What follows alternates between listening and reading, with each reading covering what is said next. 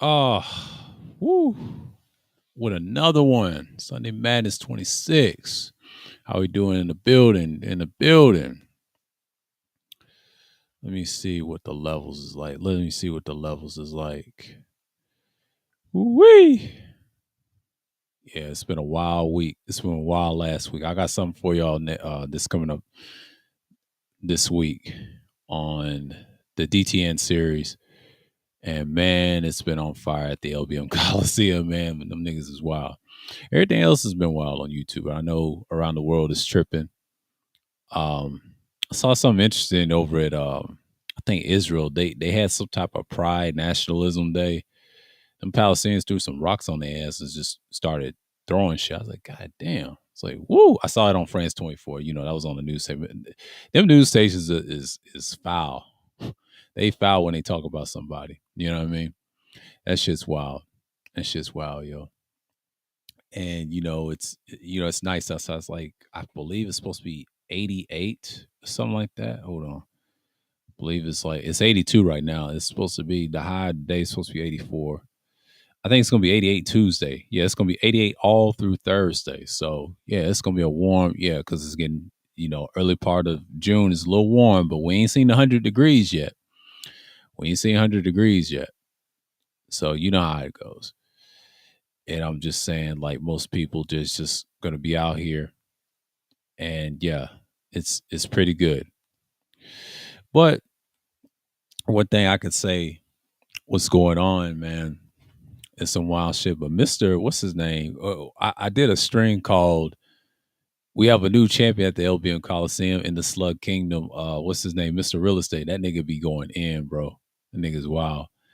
And by the way, I saw three syllables, man. But y'all know who it is. I don't care for that nigga. That nigga is anytime you hear the word conservative in a live stream, his ass always gonna be on the panel. I'm gonna leave him alone, because I already done bodied him before.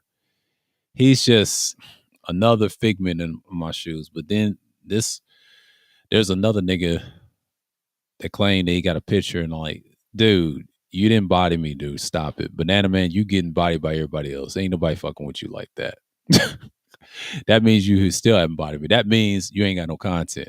You got a channel, just like my man Dre said. Hey, I saw that shit, that clip from Tampa. Shouts out to Tampa for that. I didn't see that part. I was like, I wasn't even paying attention. I was looking at other live streams and sports and keeping up with the playoffs. And I'm like, I'm saying it to myself. The man is 40 plus, almost 50 years old, and on the threshold. You're a loser. You're on the other man's nuts and his dick. No dick, I mean. So-called annihilator beer shoe. We call him Engender Enigma. So-called Enigma man. Look like an orangutan. I don't call him orangutan with a beard. Their God. Two gods is about to be destroyed, but the other god they really hurting is KS. All them niggas is hurting for KS. They love that man. They act like they hate him, but they love that nigga. They love that nigga. They love that nigga. They love that nigga more than themselves. But it's just what it is, man. Like, I don't know why niggas just come on with it and just stop playing. Stop playing with people. But that's the thing, man, because you got niggas be like, man, I ain't playing with him. I ain't playing with him. And it's what it is. But yeah, I had to do something with something. But it is what it is. I mean, niggas, they just gonna be who they are. They gonna be who they are. They gonna be who they are. And I'm just like, I'm laughing when people try to troll you with a picture. That technically he was just trolling with the picture. I don't even take that dude seriously. He's like, I'm cooking this guy with good blood. They can't even talk right. He already got bodied by me on my shit. It's no need, because if I did the same thing to him, he would get mad. Man, go make fun of me, man. See, he's an enigma man. He's a loser. But you got niggas like that on the internet, man. Salute. But it's just what it is, man. Like, I've noticed a lot of niggas just desperate. But see, summer's approaching in mid-June. A lot of people try to say it's next month. No, it's not. It's mid-June. because early part of June technically is spring. It ain't even summer. It feels like summer, but it's not summer. The late part of the hot spring. See, people forget the term hot spring. Hot spring just means it's hot spring. It's going to be a little warmer. But once it gets to the mid June, this is where the 90s and 100 degrees come in. That's when you start seeing change because we had a lot of snow from, I think, was it last year, early part of winter, mid part, like January to February, December. We had a lot of snow, a lot of flurries and action and coldness in March. So it carried over. It's going to create a lot of heat waves. There's a lot of violence. Like we see a mass shooting with old boy. That's going to continue. Just be prepared. That's going to continue because a lot of people was cooped up in the pandemic for 2 years. 2 years, they have to deal with the same bullshit with the same person. It could be a spouse or a girlfriend or boyfriend. Their pent up aggression will come out. So you're going to see this a lot. You're going to see this in so many factors that you're going to see this a lot. A lot means it's painful. It's painful that you're going to see it. And you can be like, all right, it is what it is. But then again, you see it all the time.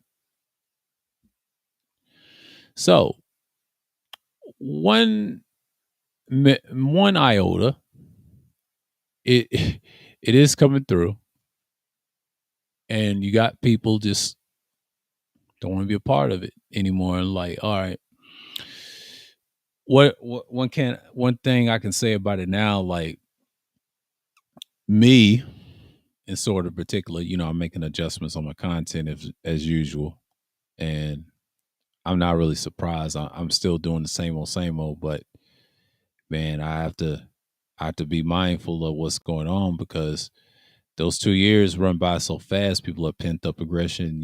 People get their rewards. Playoffs is doing great, and it is what it is. And it's just like some people just are broken. They're actually more broken online than you think. Man, I don't know what's going on with NT. I don't know what's going on with NT. He streams for hours trying to get his views in. I don't blame him. NT needs to hang it up. I tell you that marathon shit, dude. You need to cut that shit out. I used to do that, man, over StreamYards. I said, nah, not today, because I'll make some adjustments next year. Not next year. This coming up in the summer, I'm gonna have to. But early part of June, yeah, I'm still doing content. But mid June, you ain't gonna see me much because it's summer. Summer, I'm not gonna do a lot of content. I'm gonna do less and less. Just drop some recordings there and there. But you'll see me streaming 100%. Don't you worry. I'm just gonna be back on the 24th and explain why. I'm just gonna make some adjustments. I gotta get this right, so I don't have to be in a situation like I was this month. But it's like it's gonna be a standard,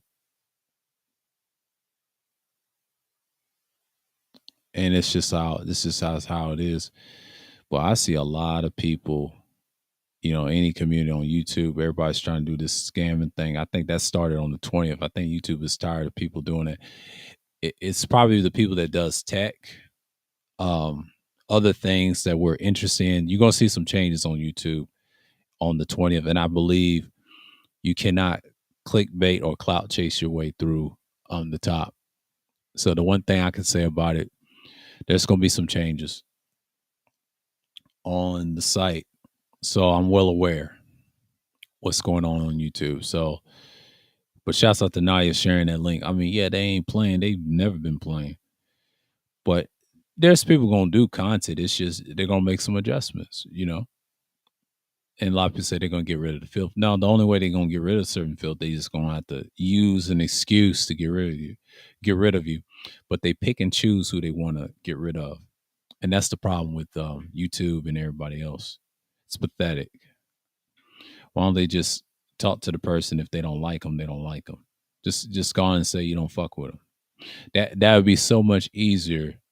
And when people stop beating around the bush, we gotta stop. We gotta stop letting a site like this that's gonna be tarnishing the next 5 to 10 years. And then you're dealing with people that don't deal with reality on here, and it's just crazy. Gotta understand, some people are losers, bro. Worship another man that's twice as young as you and you older, act like you got to smoke, but you scared of him. The fuck out of here, nigga. I can't take you seriously, and you ain't bodying shit, nigga. You're just like the rest of these hoe ass niggas. But he wants my attention, but I ain't giving it to him because he ain't worth it. Dude got bodied by DS1. Like I said, I stand on that shit. I ain't gonna argue with a weak nigga like that. Men don't argue on this shit. Once I don't deal with you, I don't deal with you. It's just what it is, and niggas is hurt. He don't want to deal with me. Sound like a bitch, man. Grow the fuck up. And go fight for your damn kids, you fucking coward. You hate your children. I'm gonna keep banging on that shit. He can scream and yell, nigga, you ain't gonna do nothing. I was like, go fight for your children, nigga. He's I'm a good one. No, you're not, nigga. You over here on the internet like a little bitch. Be a fucking man, please. Be a fucking man. Stop being a child. It's not that hard. It's not that. It's not that hard. You're acting like a child. That's 40 plus going on 50. You're acting like a child, a fucking child. Childish bitch ass niggas, man. And that's what they do on the internet. They act like bitches, man. And you see this every day. And it's not just a shot at anyone. It's a shot at these particular niggas and making the so-called space look bad. The manosphere is dead, man. I told y'all it's been dead for a long time. I don't know why y'all niggas are so slow. Wake the fuck up. That shit died a long time ago. Hell, it died. And me and Wacky been saying it for years. I don't know where the hell you niggas been at. Y'all gotta stop believing in shit. Stop listening to niggas that ain't got no substance, bro. Because all they're gonna do is lie and act like things is all right. Ain't nothing all right, nigga. You gotta y'all gotta just leave that shit alone. Shit's for the birds, man. Because what y'all doing is giving them life. I don't give life to idiots, bro. Because idiots on the internet, they just want to try something. Just because you're on a panel, but you ain't got no content on your own, nobody watch this shit. That's why he's a fucking loser. You can't do that. If I was you, try harder and work smarter, man. Not try harder, but work smarter at what you're doing. Make some adjustments. That's what content creation's about. But you got idiots on here that don't know how to do that. And that was my challenge for the whole so-called new year. And niggas didn't listen. But fuck them. You know what I'm saying? I'm not going to acknowledge them again. It is what it is. Niggas going to be who they are. And that's the fucked up thing about it. Just because I'm using a different stream deck don't mean I'm going to upgrade this. I will upgrade this. It's quite nice. So, people ask me why I ain't using StreamYards. Don't worry about it. That's something I will do in time. Because I got to get my shit situated. See, I can't go StreamYard every day. I would love to, but it's not worth it. I'm not doing that shit. Fuck out of here. There's things you can go for hours and hours until they cut that shit off. Because I've had that experience. It's cool, but I don't like that experience as much. It's cool. I wish people stop using that shit. It's other stream decks better than that. The billing is what stopped me. I'm like, nah, I did that for a year and it was cool. And I was like, yeah, but it's nothing special about it. But that's StreamYards. Lot said there ain't no option. There is options. Just stop fucking using it. There's Restream. Restream's different. You just got better deals. You get what you pay for. Everybody else is just garbage to me. It ain't that much. Melon's fine, but nobody wants to participate in Melon. That's my next option. I was thinking about doing. I know a lot of people hate Melon, but I don't give a shit. It's not. I don't care what people that like and don't like. I really don't. It's about me. It's my shit, and that's just what it is. And people will come through. If they don't, fine. Like I give a shit. I'm not here for y'all. I'm here for people that needs it. I have other content I can do. I can do political content. People can see it. They hear it. Whatever. Them pound days is over, man. Like I already knew people coming through. I'll probably drop the link if y'all want to participate in. If not, that's cool. That's for anybody at this point because I don't really care. This Sunday man is up for grabs, and it's not much of a topic. This is more what I'm observing from last week, this week, and we're staying on board. So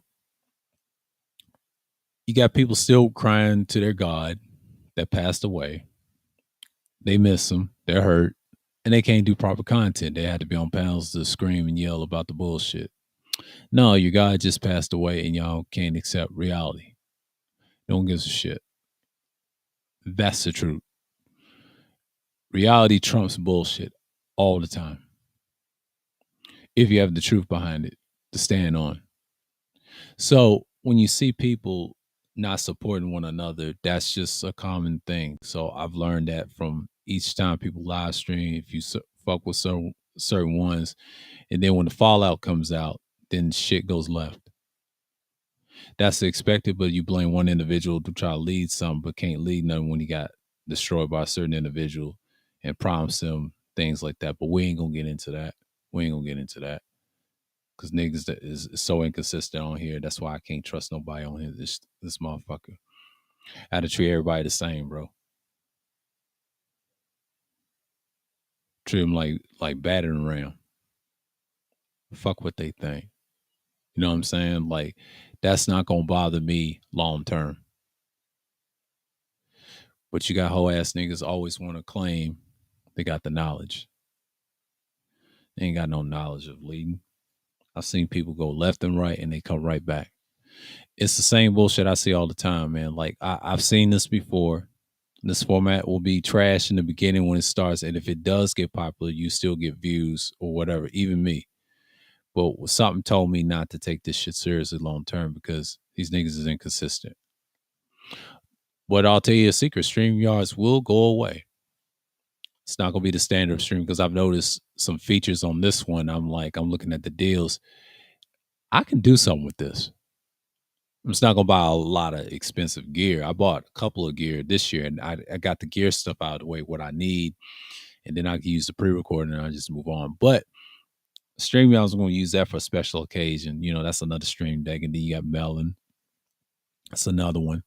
So many options. This one right here, I fell in love with the pre-record. Got a little options, little upgrades and tweaks. You see what you get. I don't get why people just don't see that. But upgrading is a beautiful thing. It's just like I understand people trying different things. But it's okay to adjust. My old computer has not changed a fucking bit. It's a little slower. It's like the Windows Dell Inspiron 15, I believe. It's pretty good.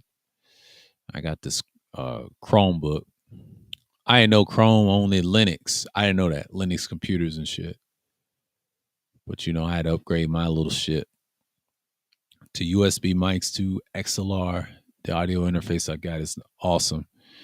Oh, I've heard the playback of Sunday Madness sound great with this microphone that I got. And excellent. I'm gonna remain it as my driver. I don't know what I'm gonna do with the other Thursday segment I'll bring back. And I'm gonna see what that sounds like. Man, oh man.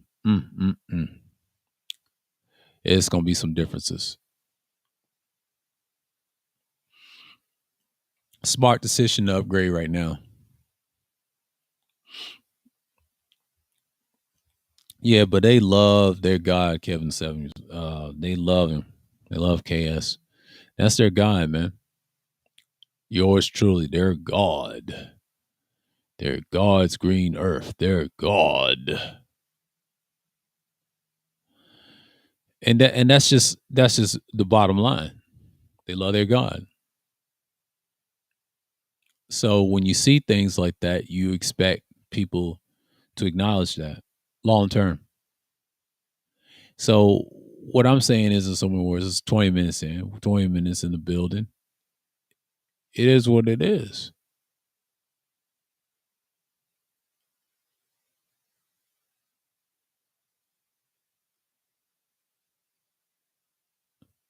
But that's what I'm saying. But Try not to doze off because it's Sunday. Because everything is magnificent right now. So, but on other things, not much is going on. I'm just like looking at people trying to get their footed in, and it's kind of slow when people talk about tech on YouTube. It's not that much content because people's outside. They're enjoying the spring, hot spring, and then later in the summer they're gonna be like, yeah. So it's not that much going on. Not that much going on. I've been looking at a lot of stuff in the tech. I was looking at some interfaces and the popular interface, and it's going to be a lot of resale value for their original Rhodes audio interface and mixer. That's going to be a lot of resale. And I think I was watching Dark Corner Studios. I would say his little stream. It's like a mini stream podcast with his buddy from Canada, and he said something about radio stations. We're going to get into that in a minute. And I was saying to myself, he said there's going to be a lot of resale value. And everybody was answering in the chat, and I saw the replay of it, and I was like, okay, this is something to see. And I feel like this is how people are going to look at it now. What you hear and you expect people to do great things. So pretty much people they haven't really changed much since 2 years. So I understand that people are not going to come through and just be like, all right, we here now. Expect more changes in the future. So he was talking about radio stations like the Me Too and all this other stuff. He said, America never had that gender problem. In a way, we did, but technically, he's right. We really don't. It depends on what part of America you're talking about. If you're talking about the Southeast, like stations like in Georgia, like somewhere in Atlanta, yes, I would say that, in New York and everybody else. But when it comes to other parts of the U.S., like the Midwest and the Southwest, they have problems with that. But see, Canada, he said they have that issue all the time. And the part of the reason, if I would have told him in the chat, that's because y'all white.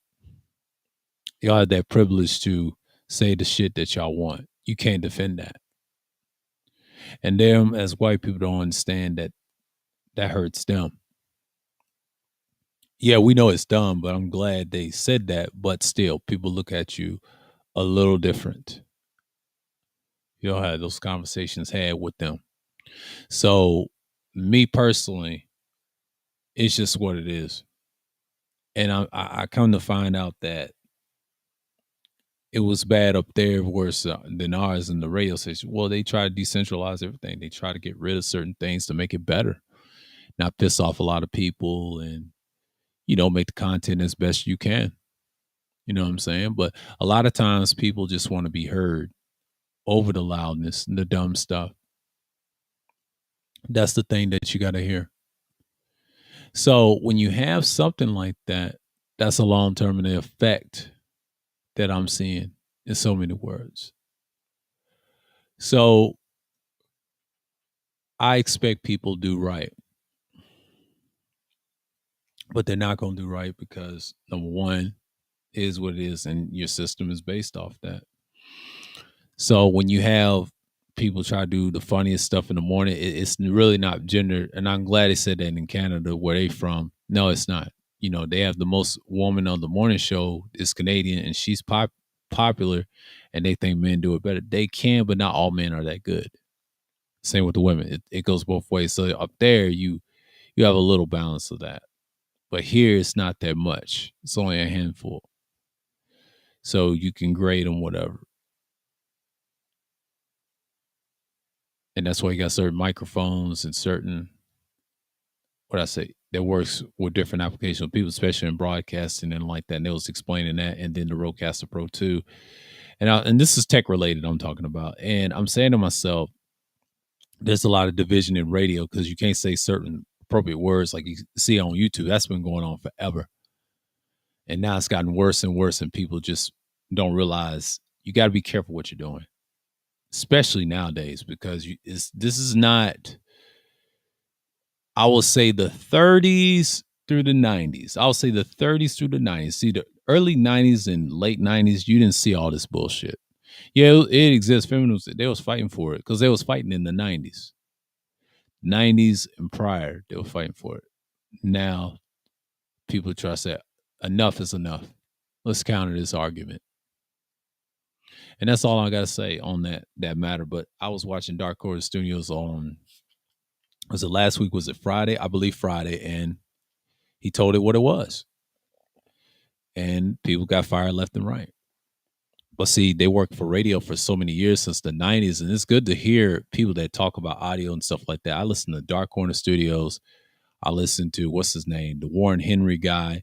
I just subscribed now, like a couple of hours ago, is Anton Brown. He talks about mics and he does the singing gigs. He's a school teacher. I subscribe to various people that deal with the audio thing.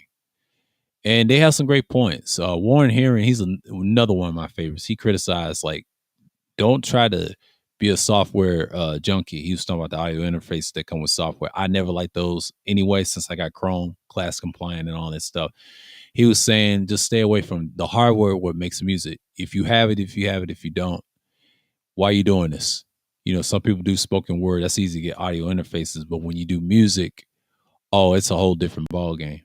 And he started out like everybody else. He had to see 414. He had a C414 mic, you know, the AKG, but like PewDiePie, he had all those colors, and he downsizes to warm audio. And I'm glad I subscribed to him though. He has some good insights about how to study audio properly. But that's what happens when you deal with people. You look at his content, you be like, all right, this shit's great. That's the thing about me. I'm not really focused on the bullshit as much, but I've been looking at a lot of tech stuff.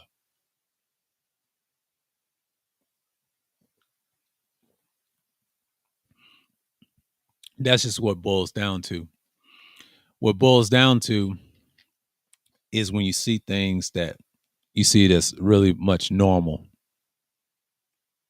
I watched this old and new, certain mic brands, and he said it's just pedigree. That's what you got to look at. You want to make it successful. And he used it was a popular mic from Lewitt, I believe. They had like the LCT 440, and then they had another one, the 240. He said, get that one, add it to another mic. Like he said, it won't hurt. And he had to scale back on certain mics. I'm the same way. I don't have to purchase a lot of shit to prove something. I just want to add something to my arsenal and to say I got some. That's why I do mines for. That's basically what I want in my content.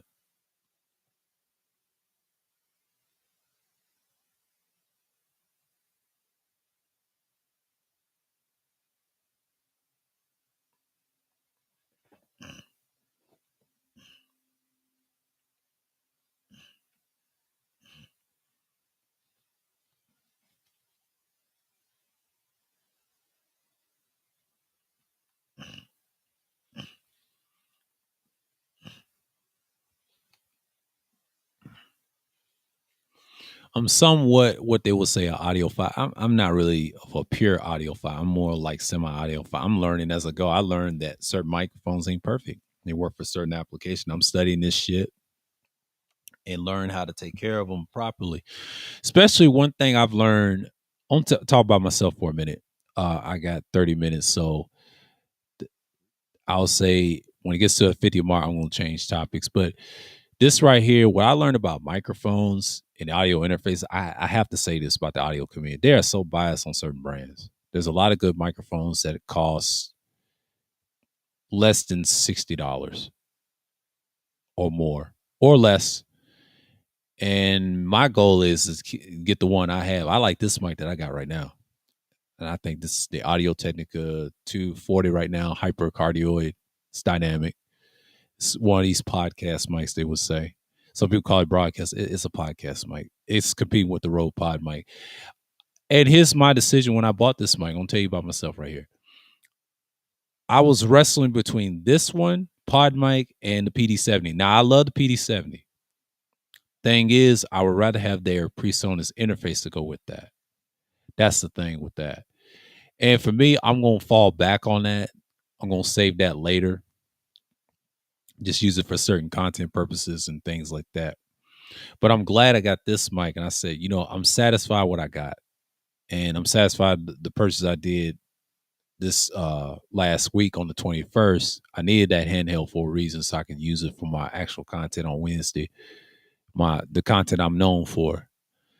And this one right here is good too. And I said, I need a Sunday microphone so I can talk into and just relax.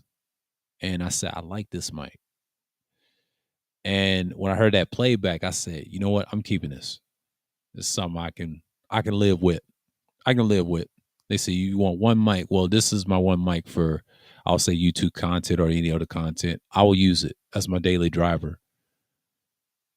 And I was thinking about voiceover. If I want a voiceover, I gotta have a condenser that's gonna sound natural. So one thing I learned about condenser, back to condenser mics, right? One thing about condenser mics, what I found out by XLR versions of them, they do need 48 phantom power. But here's the thing, the electrical current and the capacitor, right? One thing I learned about it, you can't turn a lot of gain up on them. Let me tell you a secret. Now, if you had like an audio interface that has pads on them, like the Behringers, for example, especially the 202 version, or I'll say from 202 to the 404, they got pad sounds, right? Those pad sounds can block sounds. I'll show you an example for a minute. I'm gonna take the pad off of this. And as you can tell, you can see I'm clipping a little bit. See, I had the pad on, right? Now you can hear me. It don't need that much gain. See, I had to turn the gain down a little bit so y'all can hear me. So that's the difference without the pad. You know what I'm saying? And watch this. I have to turn the gain up and to talk to y'all with the pad. So it can, can handle the gain or whatever. But watch this when I'm clipping. See, I'm 100% and I can scale it back. I can use it without the pad or whatever. And that's the one thing about this mic I like. It does block out noise and things like that. And I was saying to myself, I said, man, this is awesome. Now, this is without the pad. And you can EQ your own interface on here. And I said, you know what? I'm live streaming, but I don't even have to do all that. That's why I didn't need no drivers. I'm glad they added this feature. And I didn't know certain interfaces have different features you can EQ. And I've noticed that too. And I've noticed all microphones ain't created equal. Interfaces, same thing. The XLR cables, I can't tell a difference. As long as it ain't no static. They got the Nutric connectors, the things like that. They help the cables be healthy and whatever. And there's this one guy named Soundspeeds. I subscribed to him a couple of months ago, and he makes everybody's own cables in the audio community. He did one for Mike Delgadio, Curtis Judd, and everybody else. And I was watching that. And I was like, he makes cables. That's what he's known for. And gave everybody a cable, even Banjo. I was like, what the fuck? This dude's awesome. And he lives in the same state I live in. Interesting. I might give him a call or whatever, I was thinking about that. I said, no, I don't want to bribe him. But they say his cables work. And that means he should go into business with cables. Technically. But but this is sounding without the pad, because I talk in this like in certain things. But if I turn the gain up like this, you hear the clipping. You see, that's the thing. And you don't need that much gain. And that's what you're hearing. You know what I'm saying? Because that's the difference. I'm using a Behringer 202, just a simple old Behringer 202. And I like it. And one of the reasons I bought it, I said, you know what, let me try this for my content if I want to sound podcasty a little bit or just have long streams or whatever. I can have something like this. But there's nothing wrong with a USB mic. I'm going to tell you this right now. There's nothing wrong with them. They're good.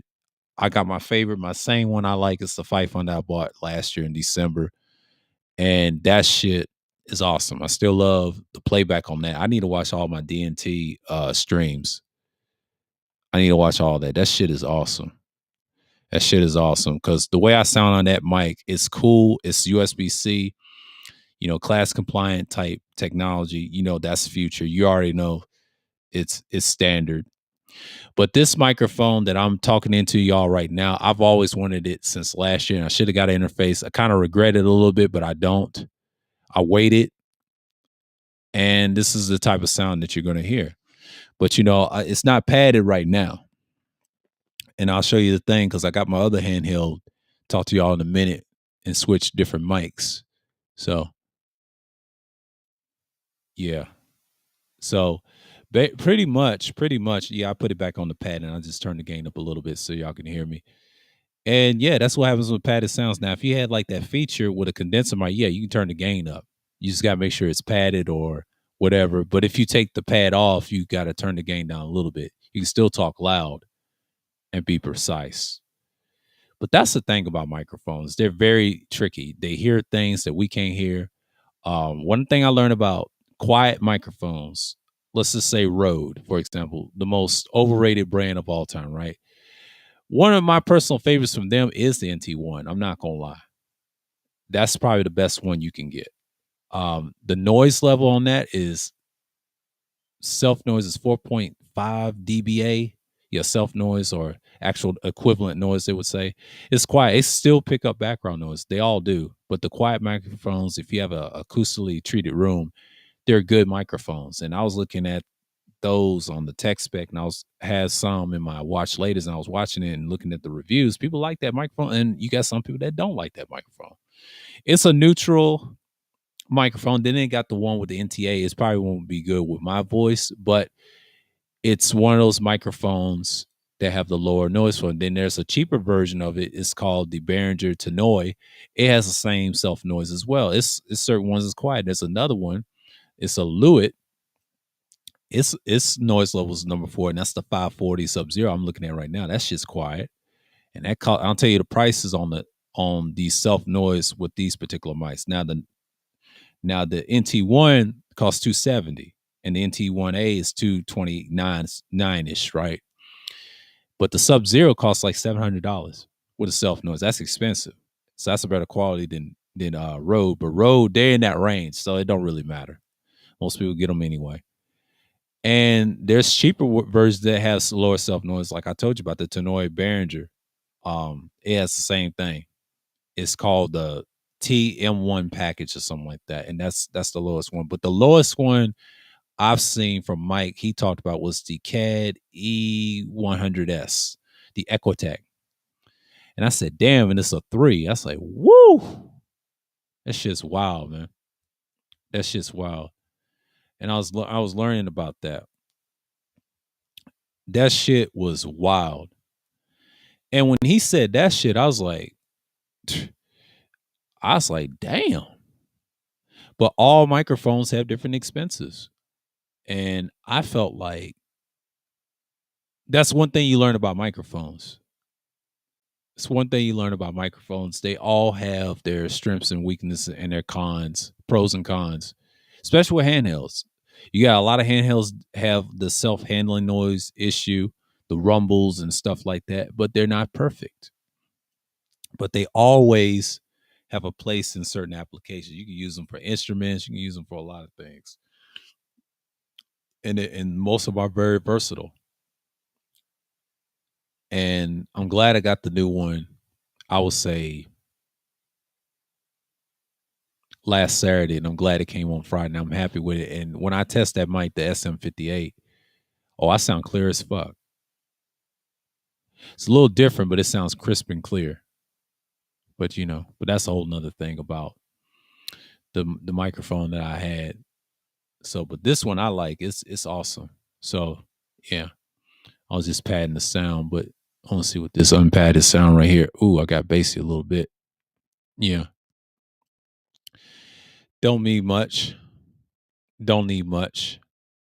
So it's pretty much what you hear on the thing right here, right now. So let's see what's going on. Yeah, monitor the sound a little bit, but yeah, and it's pretty much awesome though. Like when I look at this mic, I said, man, I didn't know what I was gonna get into, but I said I'm glad, but I'm turning into this. But that's what happens when you watch a lot of tech videos on YouTube, and because I was in the video games. I think when I came back, I think it was like 2019 for a while, 2020. Then I come to this shit. actually start doing content again finally in 2021. So yeah, I've been looking at a lot of tech stuff, and this type of stuff I should have done probably, I'll say about 4 or 5 years ago. But at the time, I wasn't investing in stuff like this. This stuff is nice that you can do all types of things to talk about. And then some of the subjects I do, like the politics, I can use certain microphones that work for me for spoken word.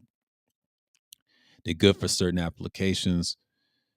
And when I was listening to Warren Henry, he said, just don't be a plug-in junkie, which I'm not. I'm trying to stay away from plugins and stuff. I ain't trying to do the music. That's his thing. He said people do the audio tune and stuff like that. This guy is awesome. I like his channel. And I subscribed to several channels recently. And it's an interest that I like. And I like it because it's awesome. And it's very interesting. It's very interesting. And it's just lets me know what time it is. So people gonna look at things different. So I'm not tripping.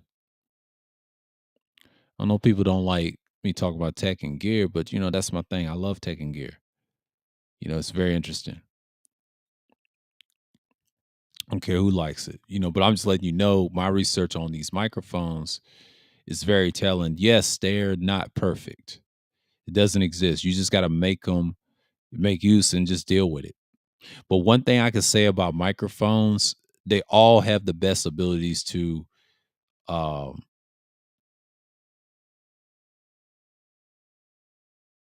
we see what it is, and they're not all perfect. They're not all perfect. But one thing I can say from my experience of them, I enjoy them. Even though the USB mic I got on this table over here, well, both of them, because I've used both of them in recording and pre-recordings. I think it's this Bumblebee right here. They're USB Cs, both of them, very efficient. And I still got the Yeti on the side. Hardly ever used that. I had to toss some mics. I had to get rid of some mics. I had to get rid of the 9U. I had to get rid of the Nano. I had to get rid of the two razors, make some replacements. I had to upgrade. But that mic I like the most with that case, the M179. I'm gonna use that a lot. I'm gonna pre-record probably tomorrow. I'll drop some for y'all tomorrow on Memorial Day. I'm gonna drop a pre-record. I'm gonna do that. Yeah, I'm gonna do that. I don't know what I'm gonna talk about. I'm gonna speak my mind on certain things and just lay it down on you. So it's what it is. But when you have people talking about stuff like this stuff matters. And that's the mic that you want. It's all about what you want, but you got certain microphones cost, and the one I got from sale from last Friday, I spent like 94, but it actually cost $100, but I spent 94 on it. So it's pretty much good. So pretty much I'm just chilling and just like, and outside is a little warm, but you notice it's some differences, right? And that's just the thing, but and that's just one thing I can say, like, hey, we here now. So we're not really worried about people coming through and be like, all right, they take a lot. So I like the interface I still got. And I think I got that in the months. And I should have had something like this probably in the winter, but I wasn't thinking. I wasn't investing in it like that. I was too busy uh not caring about tech like that. I said, man, I like this stuff, how they make them and break them apart. They just a lot of gear. It's kind of like you buying another gaming system. I'm like, you know what? I ain't gonna do that. I'm gonna micromanage my shit. Use them for what I use them for. They're just tools to use. I might use them on different types of content. I might try this Rumble thing out if they do the pre-recording and do different subject matters. I'm going to invest in Rumble. See if I get a channel going. But YouTube is okay. YouTube is kind of like you use it for what it is. If I had an extra channel on YouTube, if I had time to make one, the content's gonna be totally different. And it's not something that I want to do, but I would love to do mic reviews. That's one. If I want to do one, I want to be a part of that because that should be awesome. Then use these outside of YouTube and just build something. Yeah. And then talk about actual stuff, what's going on. So, the news is my thing. Politics news is my thing. I'm sorry. Just especially, I don't speak it to nobody publicly like that. I used to with certain family members and friends and all that, and especially in the barbershop. Used to. Can't do that now. People are so damn sensitive. So I speak it to people like you guys in the chat. Shouts out to everybody who came through. And, it's just like one thing I could say. I learned a lot from people in time. So, yeah, almost 50 minutes in. Yeah, I love this microphone. Sorry, but I love this bad boy right here. You know, on switch for a minute. So let me see something.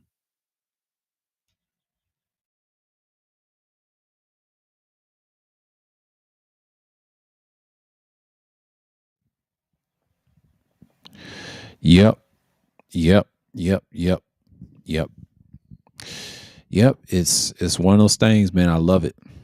I love the fact that you can use certain things. You be like, all right, we here, and try not to, mess with the frequency, whatever, but that's just the thing about it.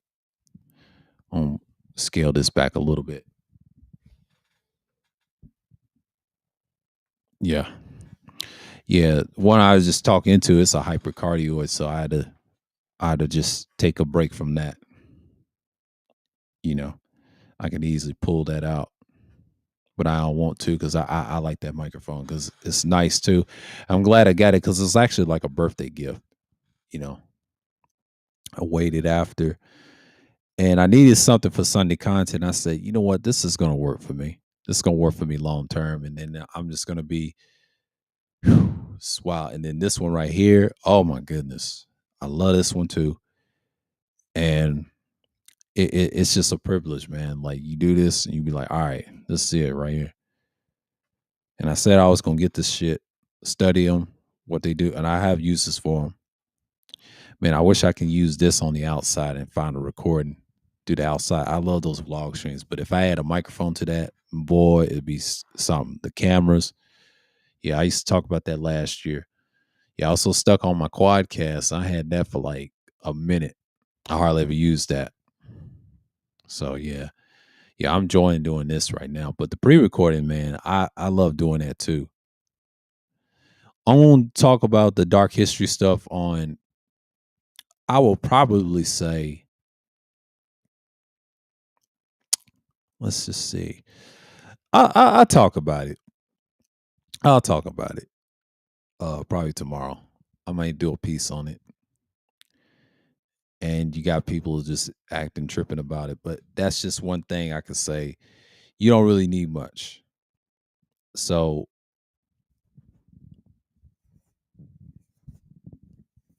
yeah, and that's just the thing that you have to figure out. So and one thing I like to say is you see this a lot. You see this a lot. And one thing I talk about it in this aspect, I talk about the history, what happened to the world and things like that and where we are now. I mean, I might pick a particular topic. Probably I might talk about Hannibal a little bit, mixture of the Moors and all that. I'll go in depth on it. And then the religion aspect. It's pretty much what you see now. It's the same repeat. And I'm not really tripping off people saying different things about it. People debate me in the chat room and all that stuff. And that's pretty much it. That's pretty much it. So I'm not really worried about no content creation ain't gonna be created, but yeah, yeah, this stuff is wild. And I'll do something like that in the pre-record. I might do that tomorrow because I might dabble in that a little bit and just touch on it and just have a recording. So it's a lot of things that, you got to look at in so many words. So you see things and you just like, all right, you hear. And that's pretty much it, you know. So when you have things like that, it's just like one thing for me when I get to talking about certain things, I'm like, yeah, this matters in certain areas. So you see this a lot, and then you be like, all right, this stuff right here is worth talking about. So I might do that on the pre-record and show you how I used to do it, and then I was talking about it when I had different stuff like the laptop and the pictures I saved. It was on a different Dell computer that I have. I think I lost some of that. I still got some of the video clips and files on this computer and another device I still held it on. Yeah, that stuff was legendary. It's been around a long, long time. And I got something saved on here long, long time. Yeah, that's a lot of my work. It's a lot of my work I used to do in the day. So I'm 30 plus right now, like almost on the 35 plus level. I'm on the threshold. So it's a little different how things are now. So, people enjoying their thing and the holidays and stuff like that. And it's cool. I don't celebrate no Memorial Day because that's the death of certain individuals, but I don't even celebrate any holiday, to be honest with you. It's just another day.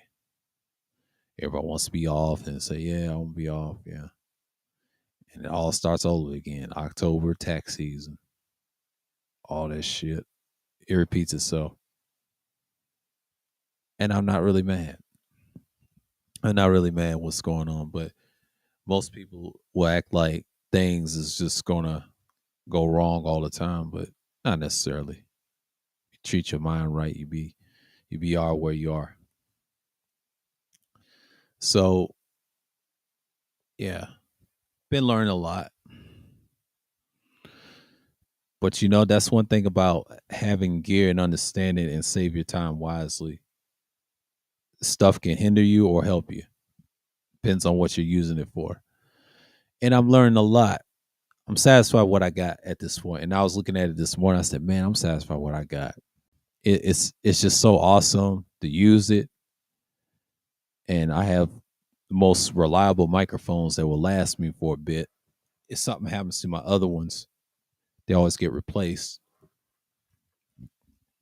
And I could tell people all the time, it is what it was. You had it for a minute. It's time to little upgrade and then move on. Always have options. Even if something happens to the stream or something happens to these mics or the malfunction of the interface, I've always had a backup plan. So, and that's just basically what you're seeing right now.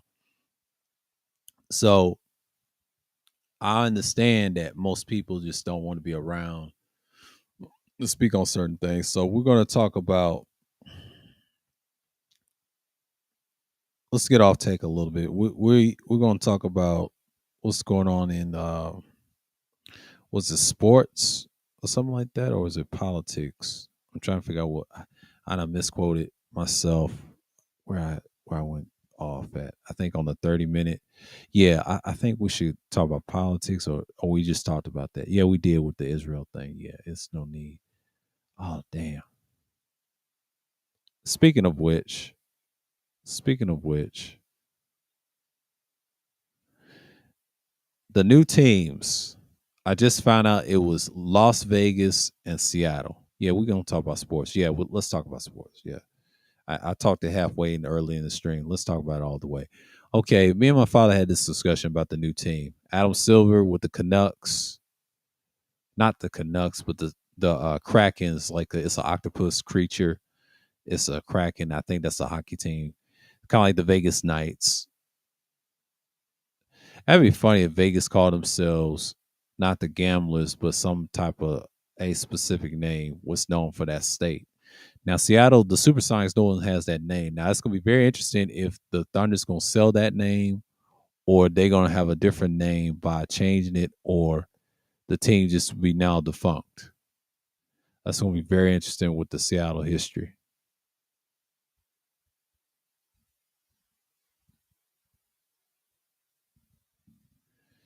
and that's how I look at it.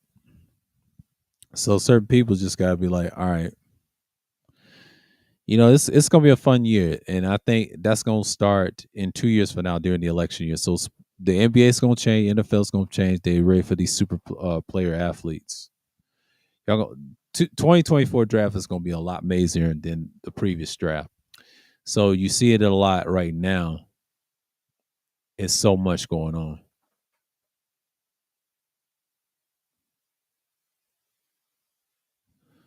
What Leticia say? What she say? So I'll stay out here in Washington, but I'm originally from Chicago. They talking about calling this Supersonic again, so we don't know yet. No, they still gonna call it the Seattle Supersonics. That's their new name. That's still gonna be the Supersonics. They still nobody has that name. That's their name. Seattle's always gonna be the Emerald City. That's gonna be the Supersonics. The Thunder's got their history. They got their little championship history. They got their little players retired jerseys and shit like that.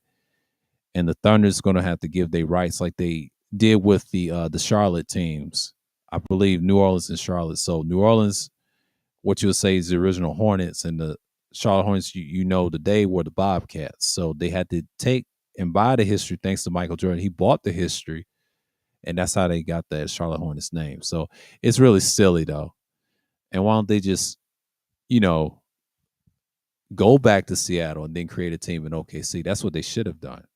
I think they're gonna do that because I'm not sure how they're gonna do it because Adam Silver's got a weird way to do it. They can do it that way. They got two ways. They can do it that way, or and I don't care about no ownership. Ownership they don't determine shit. They can always go back to Seattle, and the other ones, the new ownership, yeah, they stay in Seattle. But here's the thing: they can always pick a new team. So I don't know how Adam Silver's gonna do it. That's basically on him. So yeah, we know they're gonna be the Supersonics. That's always gonna be who they are. That's a fan base, and the fans was cheated. And I think Gary Payton and Sean Kemp helped them to bring them back, along with Adam Silver, and they realized how fucked up that they fuck up their fan base. I like the Bulls, even though I'm not from Chicago originally, but I've always grew up watching the Bulls and their rivals, the Pistons, all the time. And I always grew up watching the Bulls because of Jordan by accident, by default. But my favorite West Conference team is still the Spurs, but I also like the Supersonics. My top three teams I love to watch in the 90s was the Spurs, Kings, and Sonics. That's just me. Everybody else is like a dub. It usually be the Mavericks, Rockets. Who else I like in the West? Timberwolves. That's it. It ain't much because I remember they players that they had. I don't care for all the LA teams and the Warriors like that, but the Warriors is an older team. That goes back in the 40s. They're the original NBA teams of the association. Who else? It's a lot of teams. The East, it varies. Bulls, my Pistons. I like the ruggedness what they did in the 80s against the Celtics. Who else? Who else in the East? Hawks. I didn't become a Hawks supporter until early the 21st century in the 2000s. I would say like 202. I mean 2002. And I will say I do like the Heat. I like them since the late 90s. They used to fight Chicago. Those teams were fun to watch. And the Magic was cool too. I thought they was going to do something in the 90s, but the ownership was trash. That's why they let Shaq go. They didn't want to pay him. Who else?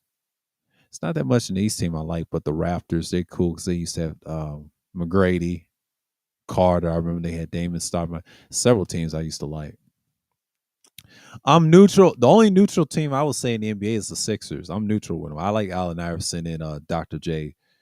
It was something about them. I like those Sixer teams. I'm sorry, that super team in '83, they was all right with me.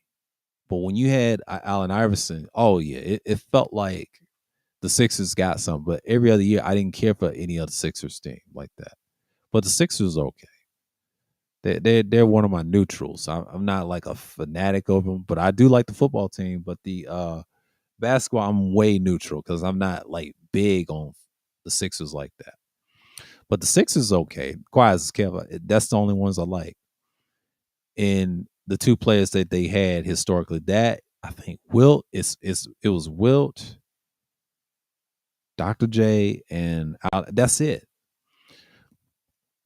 Because I remember I used to have this video game called 2K Sega ESPN 2K5. They had the all time Sixers team. I like their roster. And then when I played it again on 2018, NBA 2K 18, all time teams were awesome. All the way through what you see now. They had the Sonics that'd be like the Thunder, whatever, you know. And it's kind of like, it's crazy. Bulls all time team was crazy. Alongside with the Celtics. Celtics was unfair. They had everybody. Sixers, Lakers, all them are unfair. Knicks, same. You know, Warriors is unfair. They had Wilt. It's not fair, bro. Cheat code. Teams matter in certain degrees, but it is what it is, you know. And that's just how I look at teams like that. It's not that much in the East that I kind of, you know, it's not, it varies for me. So pretty much, I have my favorite players. So,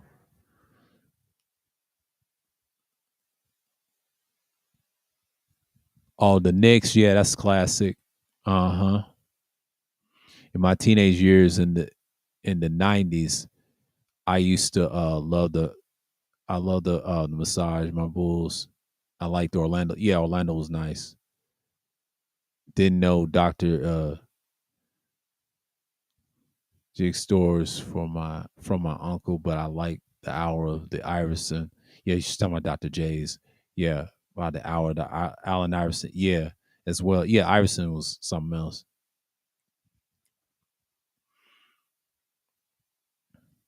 Didn't know too much about the Sixers or Dr. J. My uncle used to tell me about Dr. J. Yeah, Dr. J was he's something else. My dad used to see him playing growing up, and I would say probably in his day, because my dad's like he's almost 70, he's like in late 60s, so he can tell you about Wilt and all them. And Iverson is what I've seen. You know, the Sixers okay. I'm not a fan of them, but they're okay. They're okay to watch. I take them over the Knicks any day. That's just me. I'm funny like that. I'm weird like that. It's just how I have a list of teams I like, and I love the sport because I used to play it in high school. I used to play it as a kid, drove the ball since I was 3, and then I also played it uh, at the age of 8. You know, really invested into it long term, and it became something. And I kind of just drifted away from it.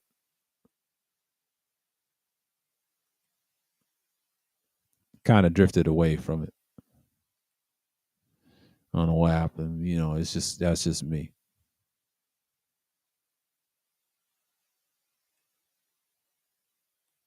Pin that message. Yeah,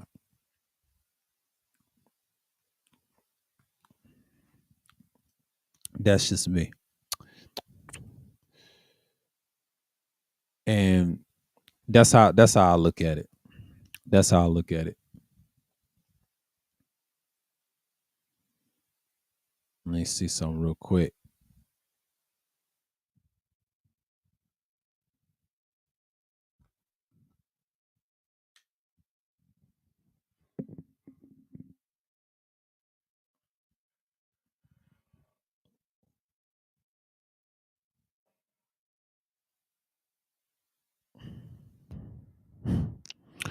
Yep.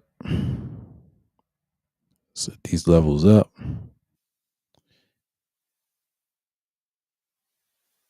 Yeah. But one thing I can say about those teams, they're usually awesome though. Yeah. Yeah, I used to play in the day too. Them days is gone for me. Used to play that in high school. Didn't do the college level. I thought about college level. I said, nah, that was too much for me. Street ball became my thing probably in the early 2000s. I still got the jump shot and the layups and the dunks, but it ain't what it used to be. Yeah. I'm kind of out of ball shape. I need to get back into it for exercise purposes. But it's been a minute. It's been a minute. It's been a minute. Ain't played in a minute.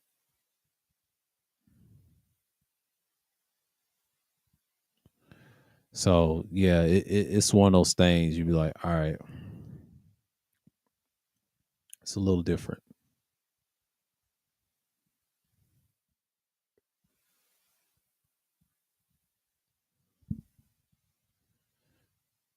But yeah, those days, I remember like it was yesterday. I remember like it was yesterday. Yeah, it's kind of a little warm now. It's gonna be like this all week. No rain because it rained last week. It made it more muggy and sunny out. So it's like it's pretty much what you see now. That's the thing. So yeah, I got this other mic here. How long ago? Yeah, it's 3:37 over here right now, Eastern time. Ain't that much. It's pretty much dead over here.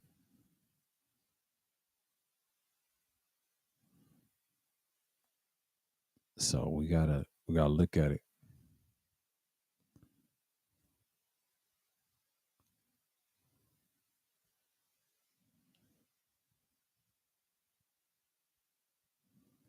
Oh Lord. You talking about slippery wet. Sage talk. Oh my god, ain't nobody looking at that shit. Bradley Martin at 2022 LA Expo, all bodybuilding. Man, them dudes is crazy. French police were heavy-handed with the absolute zero tolerance, says Sky Sports News chief reporter. I watch France 24. They don't even talk about this part. Every other news talk about each other like savages, but they no different than the U.S. No amount of white woman or femininity, I mean, acting that kind of a huge difference would make me right.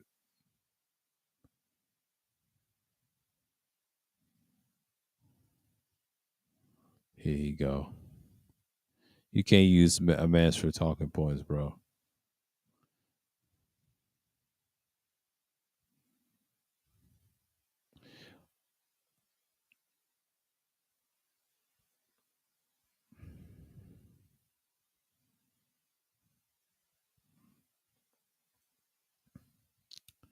One thing I can measure, man, it is what it is.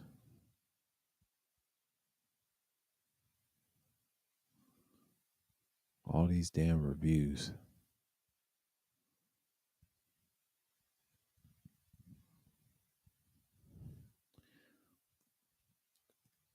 So much reviews.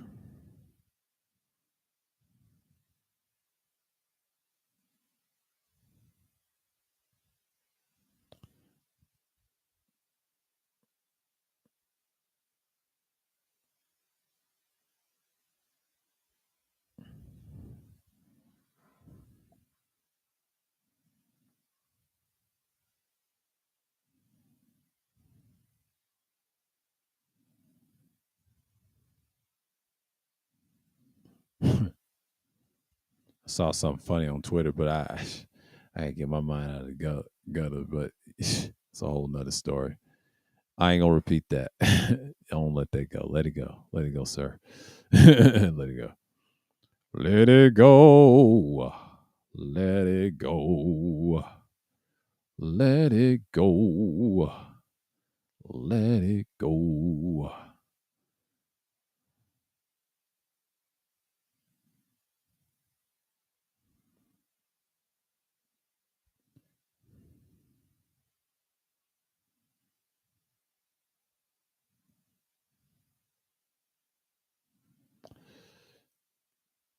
But that dude, man, Bandrew is just whew. There's some funny people in the audio community. They are weird. Some of them engineers are weird, but they know what they're talking about too. I would listen for the insight. They teach how to fix your shit. They don't even want you to struggle. Seriously, they don't even want you to struggle. If you have a problem, if you send certain things back, like customer service and all that, see, I had jobs like that. See, I know these things. I've seen the back end and problems. People get mad and complain. It is what it is. But man, they serious about making certain people happy. You know, and I'm learning a lot from them. I'm like, man, these dudes, they take this shit seriously. I don't go serious with it.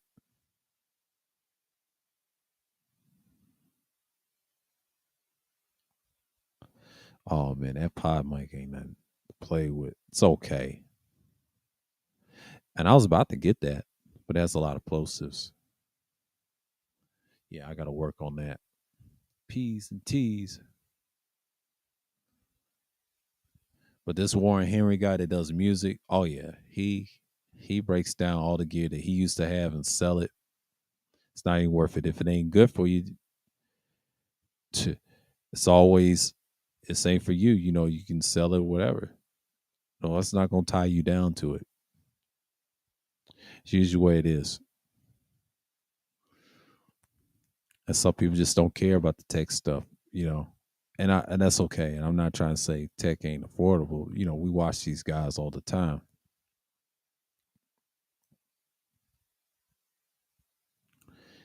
And that's why I don't get emotional about certain things. I'm like, man, this stuff is all right.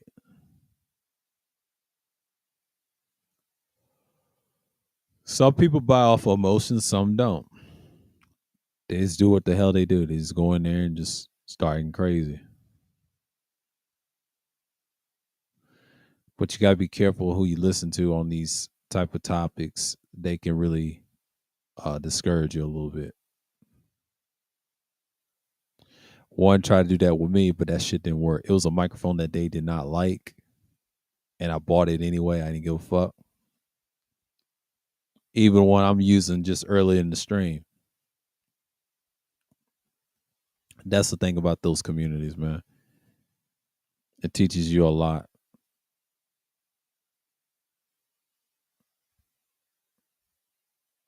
Yeah, man. This stuff is wild. That's why I don't really take. I take everybody a grain of salt when they talk about tech. Some people think they do, but I do my research. I don't really argue with people about the facts of it, and they want to talk all this shit. I ain't got time to listen to your bullshit. Who the fuck is you?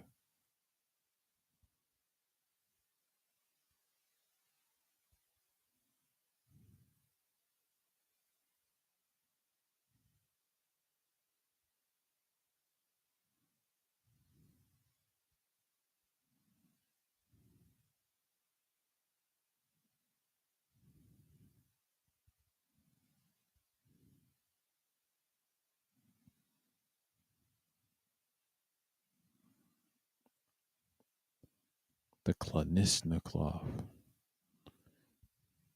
I found something that's not tech related.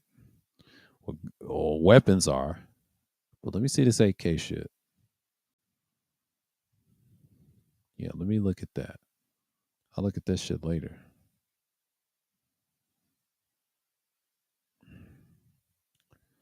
Yeah.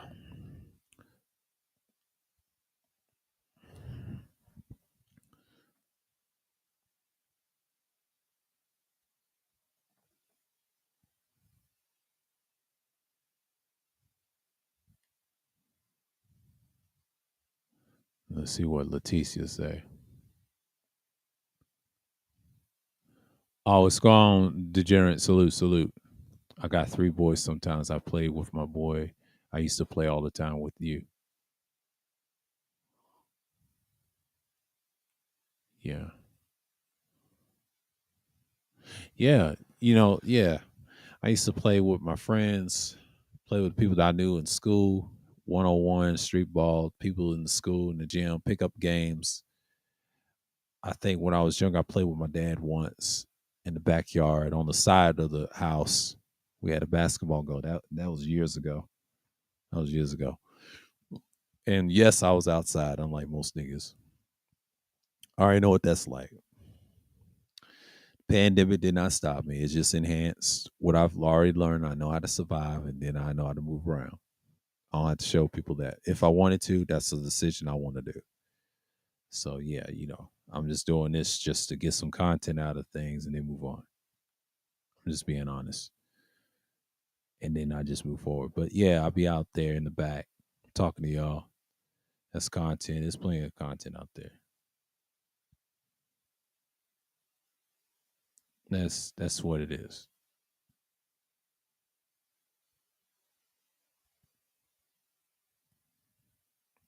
It's about pretty much.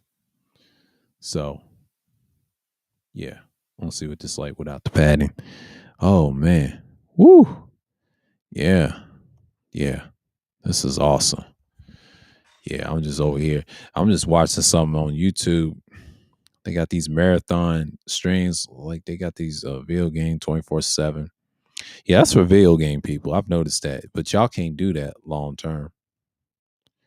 That's the thing about live stream. Let them do that. This is this guy named Weiss Network TV. Yeah, he made it look like TV. You can watch it all the time. It's most of his content he probably used for his 24 hour. I don't know how you do that, but that's some crazy shit. Man, that's awesome. I was thinking about doing that. I said, damn, that must cost a lot of money to do that. A 24 hour. Oh man, I can't do it though.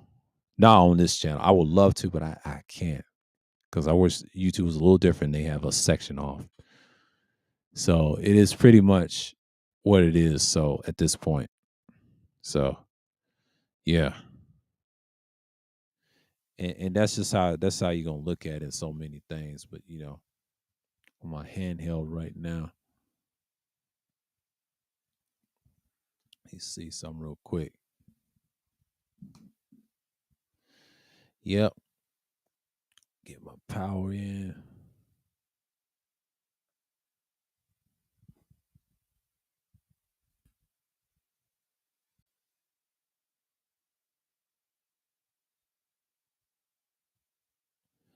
Lean forward a little bit.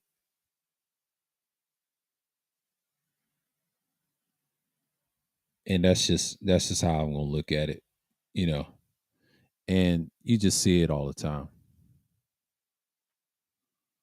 Yeah. Woo. Yeah. Yeah, both at the same time. Oh damn, I can talk to two mic channels at the same time. Hey, how you doing? How you doing? Yeah. Yeah. Let me turn that gain down on that. One channel, one ear. Okay. Yeah. Whoo-wee. Interesting little guy right here. So pretty much it's just like I see this all the time, and then people just be like, all right, we're gonna be here long term. But YouTube is kind of interesting. I've been on it for like decades, and I can cut this off if I wanted to, and I dip. That's the whole point. I'm just getting some content out of it, and do some pre-records and move on. But yeah, yeah, pretty much. But man, Mr. Real Estate's crazy though. He tortured that boy, man. It's over. Yeah.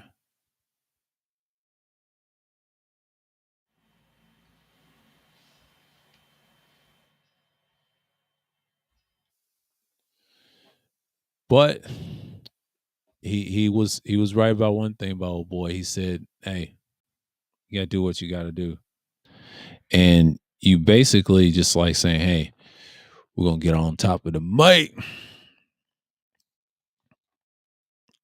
and top of it, put it down for a minute, move this out the way. Yeah, it's all hooked in and shit. So that's blocked out. Whatever. Yeah.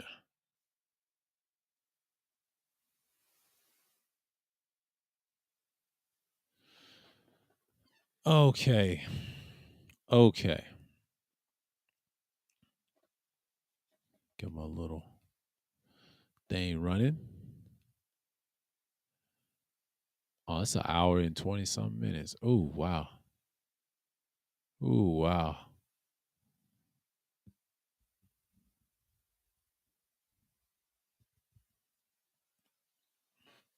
was an hour and 20 something minutes. But why? I mean, I can't believe it's gonna be a long weekend, but why is everybody still talking about their God? Folks, let it go. He done passed away. He done passed away. So y'all can stay here and be here.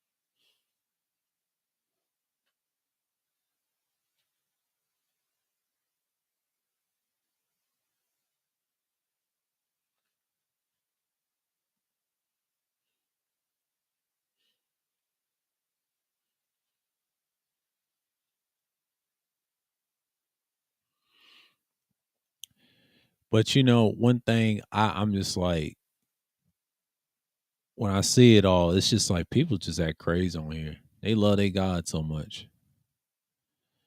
And it's been one heck of a year. I'm like, wow. And then what I see now, the divisions of certain individuals, I'm not really tripping off of it as much as people think. I'm just looking at it like, okay, we here. This mic, it's on the same channel. Okay.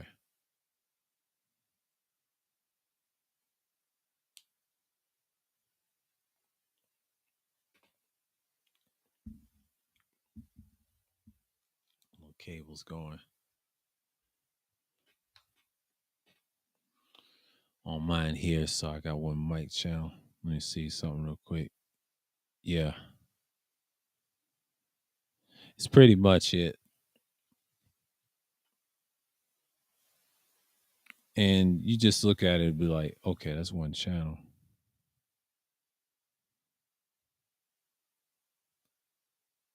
It's pretty much. It's pretty much.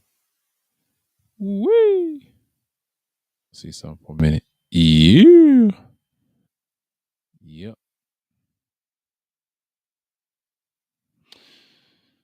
Oh man. Direct monitoring. Let's see what this is going to do. Yep. Yep.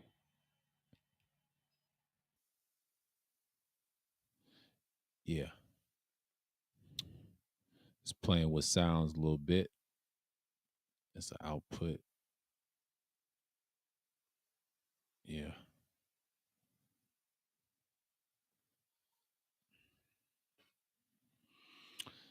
Well, one thing I can say about it now, we here on the Sunday Madness 26. So, edition. And usually we talk about various things. It's a free for all. Like, got niggas trolling you with a picture and all that stuff. Think that's gonna hurt? Stop me. That ain't gonna stop me. All you doing is just make me do more.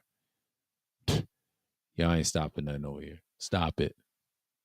Y'all niggas ain't doing shit because I look at other people drowning y'all ass out. The fuck out of here. They don't respect y'all. You just proving a point. See, I don't argue with niggas. That's a secret. When you get stuck where you at, you fall apart. I'm just saying, like, people have their own viewpoints, but how I roll on YouTube is totally different. Like, I don't really get into it. People get mad about the wrong shit, and that's to be expected. Yeah, I was looking at this shit right here. Hold on for a minute. I gotta look at something real quick. Okay, time out for a minute. The capsules On these two, I think the 58 has s- probably it's a little Uterdyne, but it's a little different. But the 48, it's got a smaller capsule, and it's not Unidyne. Hmm. Looks similar, but like I say, they can't tell apart. I tell you, you can tell apart. One's bigger than the other. 48's a little bigger. 58's not. That's why I just talked into y'all. When it came to the hour mark, I was on my handheld with y'all. Y'all, that's what y'all heard. Y'all heard that. Y'all heard that microphone. It sound a little boomy and blockage. I gotta listen to the replay on this. This one right here. I gotta get some time to do that. I may do that. I may do that tomorrow. Make some adjustments and things like that. So, and that's what you here for. People hear the sounds and whatever. And I'm just like, okay. But I like this little guy right here. He's thin. They said this thing is a hammer, and it is a little hammer. I saw someone hammer with a microphone with a nail in it in the wood. I actually saw it from Sennheiser. And when I saw that shit in their little commercials I saw on YouTube, I said, "What the fuck?" He hammered a microphone with a nail. That's some wild shit. That's some wild shit. Trying to say how durable they are, but let me get this thing in here.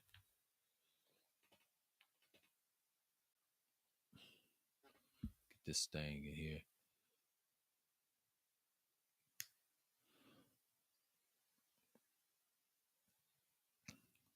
Yeah, the 48's nice.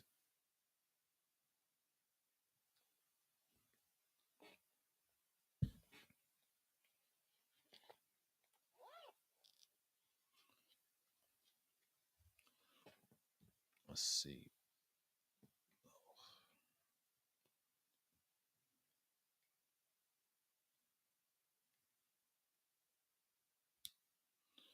Put this over here.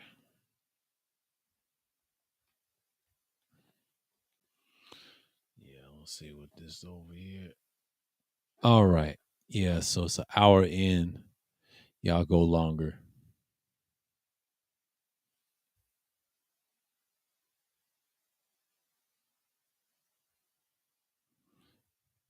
He said,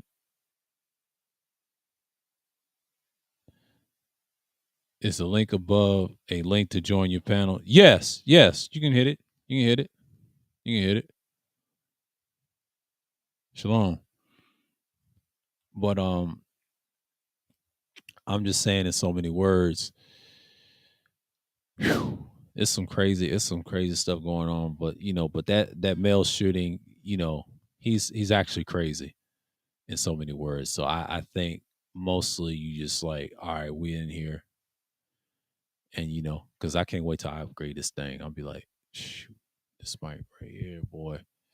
Ooh wee. The LBM Coliseum. Yeah, we're gonna talk about that this week, this Thursday, and that's just pretty much it. So oh, okay. Oh, it's two people coming in. Okay, okay, okay. Somebody dip. It's 1 hour and 30 some minutes. Yeah, I can go longer today. What time is it? It's 4 o'clock. About 4:30 will be 2 hours. Yeah, I can go longer. I can go longer because the longer we go, the better. Because I want to see where this goes. Because I can have a little setting here. But yeah, yeah. Banana man, banana man, banana man. Can't believe you got bodied like that, bro. Probably the hundredth and thousandth time you got bodied. Banana man, banana man. Fee fi banana.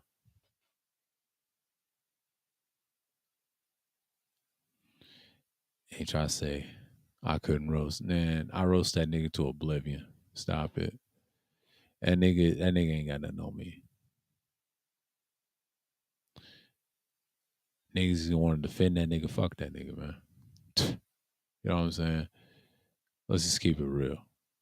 Y'all niggas didn't roast him. Y'all just pulled his whole card. There's a difference.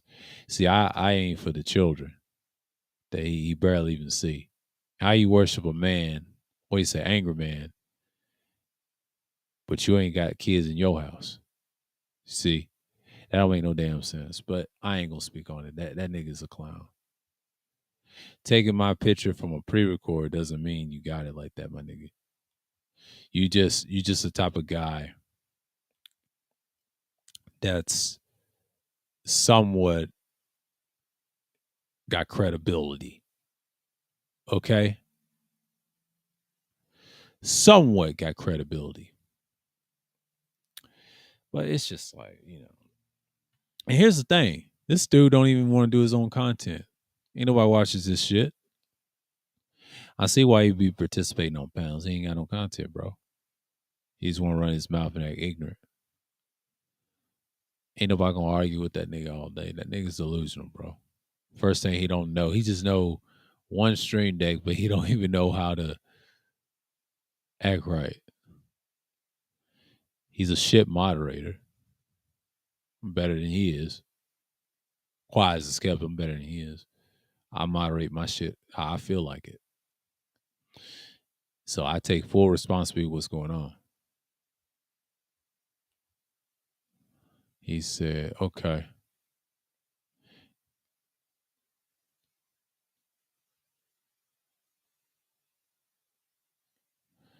Oh, damn. Hold on. Might have to do something. Oh, it's on your end. Okay. I see what you're talking about. Oh, dang.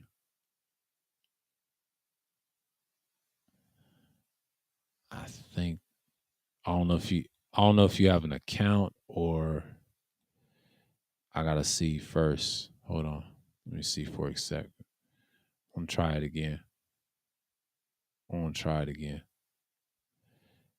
I know everybody's got one, but yeah. Let me see.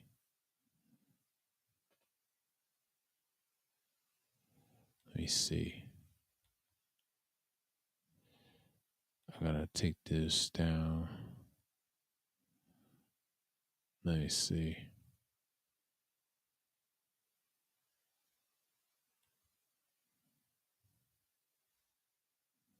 Take it off the music.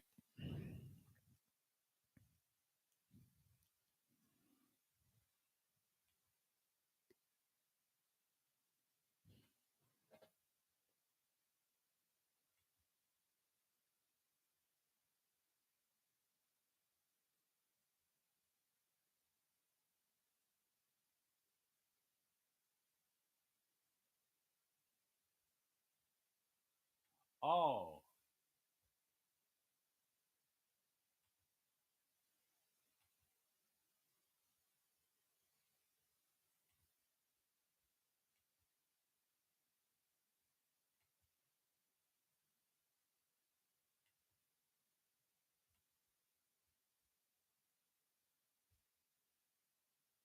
I see. I see it now. My fault.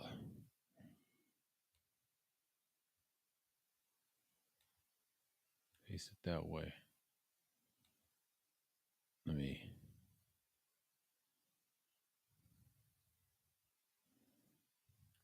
see something real quick.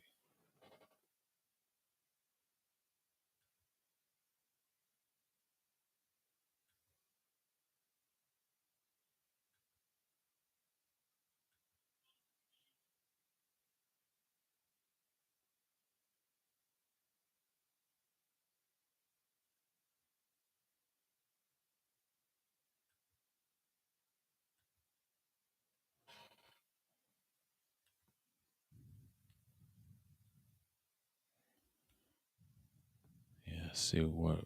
Okay, it's a little different. Okay, okay. I'm getting used to it now. Yeah, strawberry. Oh, I was gonna say the name. Damn, shouldn't have said it. But but an hour, it's not that much longer. So, but one thing I can say about it, like, you know, I think this longer stream. Oh, oh, I had to add you in.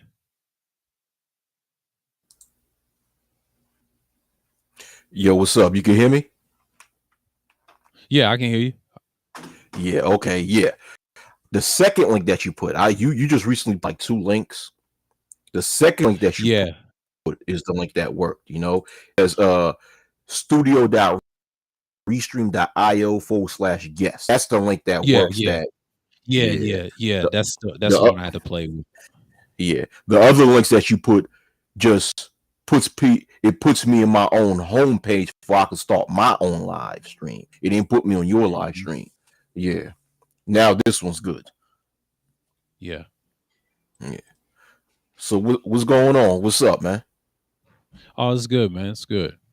Let's see what I Okay. got here for a minute. So what's the maximum of people that you can put in this stream under that? 10 on this one. Oh, So, oh, I think 10. Oh, yeah, okay. it's like 10 or more, and then I think you can go up to like 14. It's a little better than StreamYards, and I think me and New talked about it. I So, heard I heard about the fact that you could also use this to like restream yourself on other people's streams. Like, let's say, take me for an example. Like, if I wanted to restream this, at best, my time on this stream on my channel, like that's what this app is also used for. But I haven't figured out how to like literally do that because I just got it myself. yeah. Yeah, I've had it last year, and I think it was pretty good, and then I was just playing with the controls, and I decided to do it because my StreamYard thing kind of went out since this month passed, like early in the week, and I was gonna bring that back a little bit. It's just temporarily, but this one right here, I like the upgrade. But you can pre-record on here and make a premiere out of this too. Oh, I okay. know that. I know Okay. that. I know Yeah, I that. heard. Yeah, definitely too. I just gotta figure it out how to do that. Like that's the problem. Uh, record. If you go on the record on the home page or something like that, and then it'll take you to the recording, similar like this, right? And you just record and start talking. You can cam up and you do what you do, and here's the thing: you can download the recording, but here's the thing: like you go to YouTube and then it's just upload it, and that's how it'll be in your file, whatever, and then you make a premiere out of it. I've done that plenty of times. That's how I do Huh. mine. So yeah. Okay. Okay, so you could download oh, okay, so put it onto YouTube. Okay. Right, right, right. But can you just put a pre-record YouTube just like how on StreamYard? You can make a pre-record and just put it straight on YouTube. You You didn't know can. that? You can. Yeah, on here. Okay. Yeah, you can. Yeah, you can. And it's different ones you can do. And I did this 123 app, the ones that you see my pre-records with the other pictures in it and then cammed up. I've used that one. You can do it that way, and it saves it. It's in your folder. You just got to click on it and then you upload it. There's plenty of ways to pre-record. They got so many what you call it, apps you can use or make a little small podcast out of things. Now, with the camera, besides that, this right here does both. You can pre-record and you can live stream in two different times, but it depends on what you want to record about. You can screen share if you were talking about politics or whatever. I try to do Yeah. something like that. Probably tomorrow. Going to tweak some things to see what I got in the arsenal. And StreamYards does a little bit. One thing I hate about StreamYards is the pre-record is a little different. It reminds you got to have the video, but you got to cut it or something like that and butcher it. Like, that's too Mm-hmm. much editing. I can't do all that. But I get what they're trying to do. So yeah. Yeah, at best I try to use it for. I'm trying to figure out how to use it for Twitch because I mean the themes and like the custom themes that you can apply to it to present your vid. Like example, my Twitch channel and how to present my gaming. How do I present me playing video games? Yeah, they're pretty sick. Like the custom themes are pretty sick in my opinion, but Mm-hmm. still gotta dig in and figure out figure out what's what and how to do what and stuff like this. Right. What I find so funny is that how a lot of people in these black spaces are not talking about these mass shootings that just happened. Few of them are talking Right. about it, but a lot of them aren't talking about it, man. They so hooked on the KS juice. They're still Yeah. speaking Yeah. more about KS than actual current events that's going on around the world. We Oh must yeah. protect Kevin Samuels at all costs, but yeah, fuck the kids. Apparently, Yeah. That's Yeah, that's their basically, that's their God. Yeah, their God basically. is done passed away, and I told you it's gonna be a drought this summer. You're just gonna have simple. to deal with it. And Best replacement is fresh and fit. Straight up. I don't like him, but think about it. In my opinion, they say the exact same shit that Kevin Samuels been saying. Only difference is due to the fact they are idiots about it, but at the same time, they're brazen idiots. They just come out and say it, like Kevin Samuels, who basically is like the black Jordan Peterson, is at least smart enough to intellectualize his arguments so that his BS can fall through the cracks of mainstream pop culture. Fresh and fit, they're just brazenly come out and say, no, men rule, women suck. Men can do this, women can't do that. It's like easy to see through. I wouldn't even say. Oh, go ahead. I'm sorry. No, you go ahead. Sorry. I wouldn't even go as far as to say that KS was the so-called black Jordan Peterson, because Jordan Peterson made some level of sense. I mean, KS, what he was trying to do, he was trying to get males to make themselves look appealing or be appealing to the masses of low quality females, in which Jordan Peterson was never trying to do that. Jordan Peterson was really trying to get, he's really trying to get, even though I don't agree with every single thing he says, males to actually clean their stuff up so they can be functional people in society. If you get what I mean. Yeah, halfway. But, I mean, I'm about to say, Jordan Peterson, and what I mean by that is at least Jordan Peterson was smarter than Kevin Samuels in the aspect of, because Kevin Samuels and Jordan Peterson, when it boils down to the nitty gritty, after reanalyzing it, like they basically say the same stuff, but Jordan Peterson presents stuff in a very intellectual fashion, like.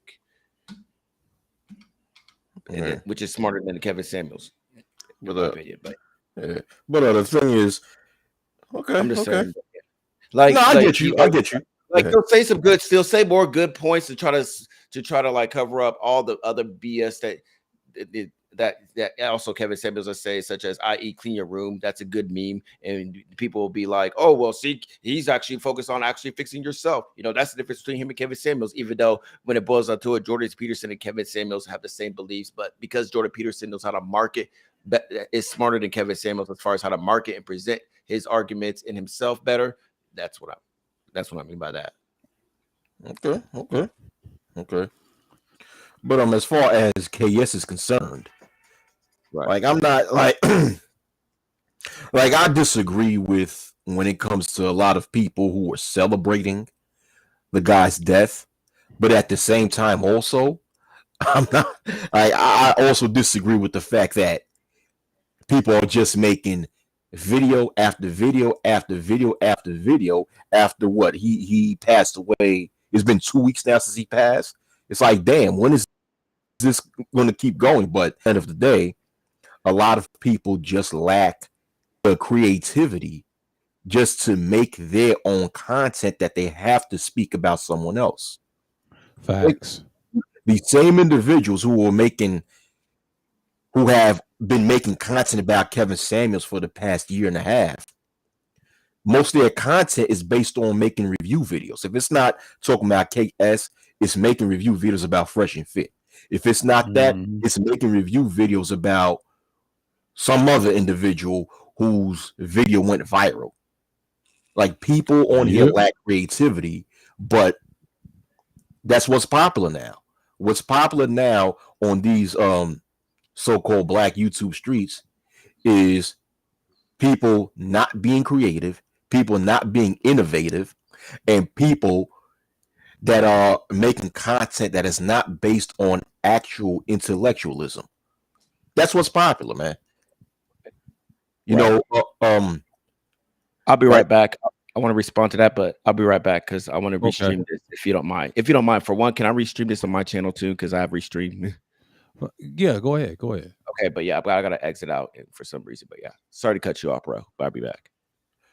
all right, All yeah. right. It's like what's popular now is glitter on top of shit. That's what's popular. Well, you take a plate, bend over shit on top of it, and put a little glitter on top. And because of the glitter that's on top of the shit, your video is gonna get a lot of views. Right. Yeah. Right. Yeah, Right. yeah, That's usually the way it is. And like I said, like they're God, they worship, they idol worship. Shots to DS1 for that passed away. And it hurts their feelings. It hurts their feelings. It hurts their feelings. yeah. Because Even the when donation. Oh, go ahead. yeah, I'm sorry. Go ahead. yeah, but even when I diss their God, like I didn't care for him because he threw shots at the older spaces. I've heard him on panels attacking the old manosphere, like certain points he made. It's several references what he did in the chat room. Like this dude can't be trusted. But I get what he was saying. I get what he was saying. You Yeah, know what I'm saying? okay. I didn't hear him. That's my man. Okay, I never knew that. I didn't know that was him before. Okay, Yeah. that's Yeah, yeah. yeah, my camera wasn't working. I don't know why, but I had to like Okay. log in, and I was trying to test out my actually restreaming for myself. But yeah, since we're on the topic of restreaming too, but yeah, Yeah, Okay. the camera should work. I mean, it's on the bottom, like if you're in the studio settings, and it's similar. It's not like StreamYards is similar, and then I'm learning how to put guest on it. And this is my first time doing the guest thing because I said, oh, I'm hitting the wrong thing. It's not the same as it. It's a little different. So I had to tweak my little settings, and I do like some of the settings on the audio. And I said, you know what, this will work. This will exactly work.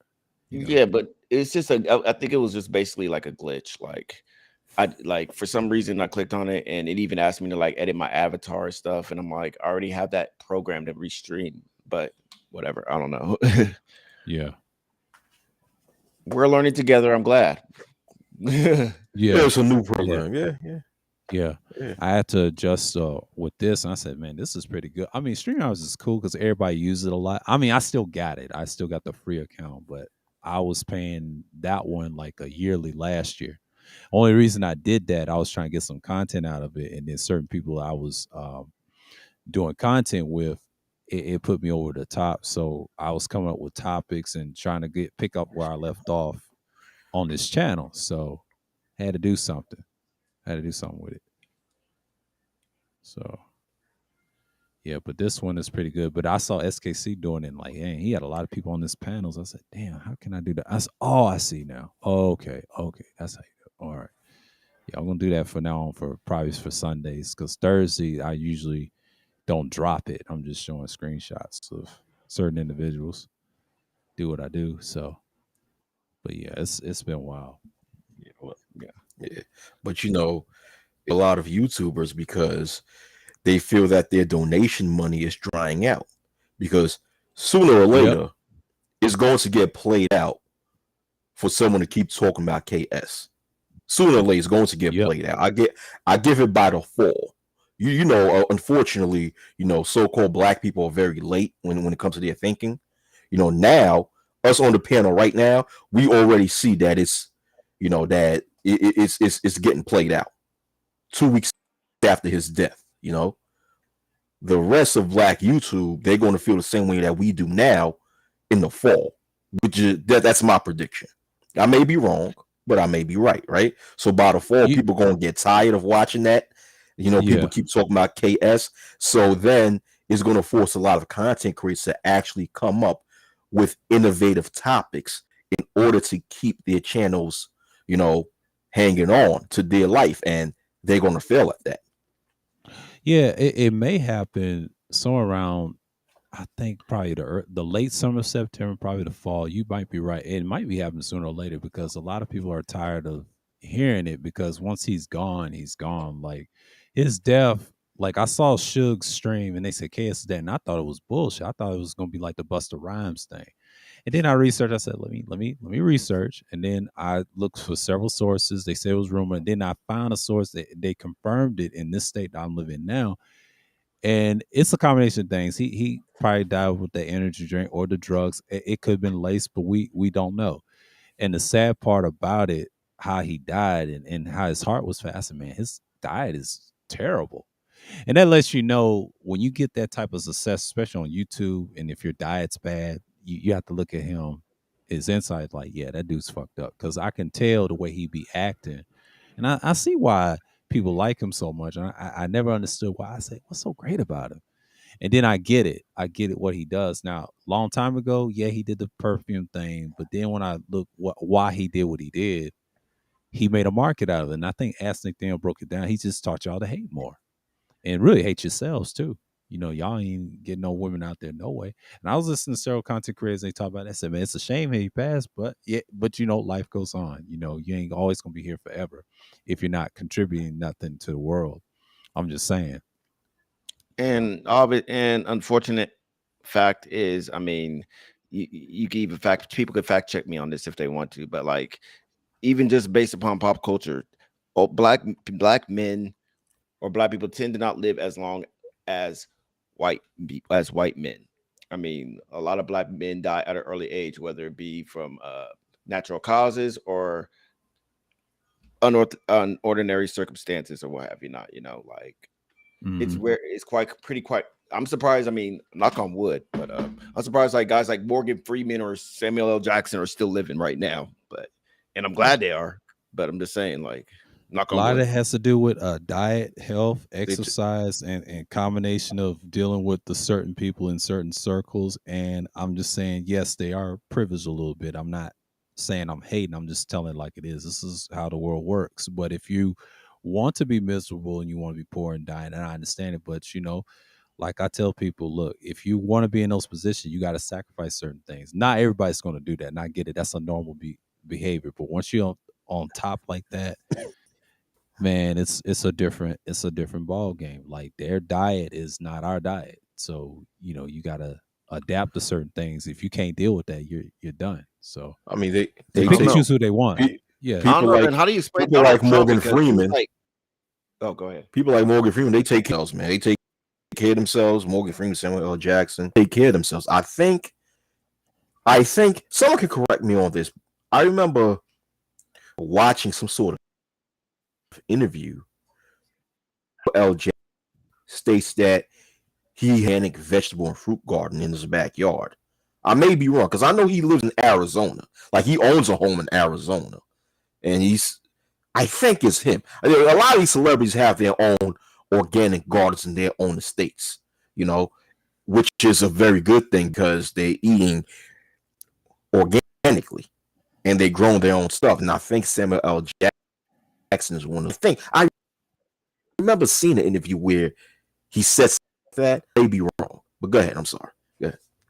I don't know. I don't know. You sure about that? Because how do you explain Donald Trump and look at his diet? He just seems like he just eats fast food. He just gets fatter and fatter and fatter and shit like this. Like, I don't know. Like, I know this is a controversial statement. This isn't a factual based statement that I'm about to make, but this is more of a shit to giggle statement, right? Like, biologically, I feel like white people can adapt to more of fucked up shit than black people can. I mean, think about it like this example. White people, they could shave with any type of razor at all and just move on. They could get like a freaking machete. Look, you've seen commercials where they're just done. Black people, we do that. Shoot, you have a pizza face in 2 hours. You've been the next morning and shit. You know what I'm saying? We got to get oils and all this other shit for our skin and shit like this here. I mean, I'm But not I trying to don't be think factual. okay, but I get the That's a example. I get where conspiracy you're thing coming at from. best. How about that? Like That's my I conspiracy. get the gist. I get the gist of where you're coming from, but well, I get just where you come from. But the example that you put down, that's not due to Caucasians being able to adapt to any environment. That is just due to the example you put is due to hair texture. Because of our hair texture, it is not healthy for us to shave with an actual razor. Instead, it's better for us to shave with an electric razor because due to the texture of our hair, we can easily grow shave bumps. That's who our hair techs. That's has nothing to do with that. But I get what you're saying. But it's not that. See, we have most so-called black people, especially in America, live in a very terrible environment. Thus, especially so-called black males, which is why so-called black males have the lowest mortality rate or the shortest. I mean, I say the lowest mortality. We have one of the highest mortality rates, but we have the shortest lifespan amongst all other demographics, and a lot of times it's due to the environment that we live in. If you look at the average inner city or the average predominantly black neighborhoods, it's filled with fast foods. All right. And a lot of inner cities have food deserts where there's not enough access to healthy foods, but there's quick access to junk food, which becomes a lifestyle that a lot of so-called black people live. And also, let's just keep it real, with the soul food that a lot of black people love, that's not healthy for us. And also with the stress that black people go through. We go through a lot of stress within our home environment, stress within just the everyday society that we go, that we live in, where we have to be careful with the criminal activity that goes on in our backyards. We have to be careful with, cops harassing, where, just getting up, going to work is tough. And so-called black people have not utilized, there's not enough so-called blacks to utilize the right solutions to actually solve these issues. In which other people, I'm not saying they have less, but they do the necessary. But a lot of them have done things to resolve their issues, and it seems as if people of other race, there's more people within other races who care more about their health and who are more health conscious than our people, which in my personal opinion are reasons why they end up living longer than our people.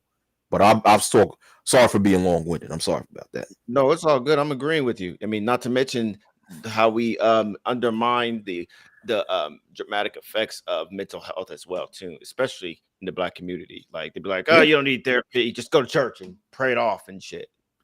I mean, me. I mean, I don't know if you guys are Christian or not. I mean, me personally, I'm an atheist. So at this point, I mean, I think it's BS. That's another topic, another time. But like, at the same time, I mean, because I'm an atheist, like, yeah, there's black people that we definitely need to solve the issue of mental health. And I'm pretty sure that's a good segue to go back to the whole gun issue that you was mentioning earlier, as far as part one of the issue. But in part two, well, yeah, that's all I'm gonna say. Sorry. Yeah, it's like, yeah, because there's a big mental issue in Black America, and a lot of people in Black America are in denial about that. And when people go through illness, that alone stresses them out. They themselves go through stress and a lot of anxiety, and that's not good for the body.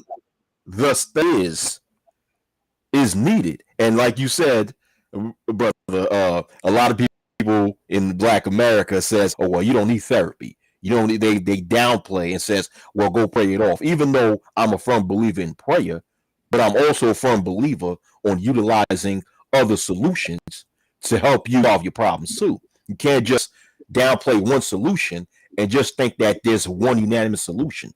You should use I'm a firm believer that when it comes to solving your issue, you should be open to a multiplicity of options to solve your issues. One of the things when it comes to solving the issue of mental health is going to therapy, going to some sort of psychologist, but we downplay that. And I think that leads more to so-called Black people having stress, which leads more to them having bad health.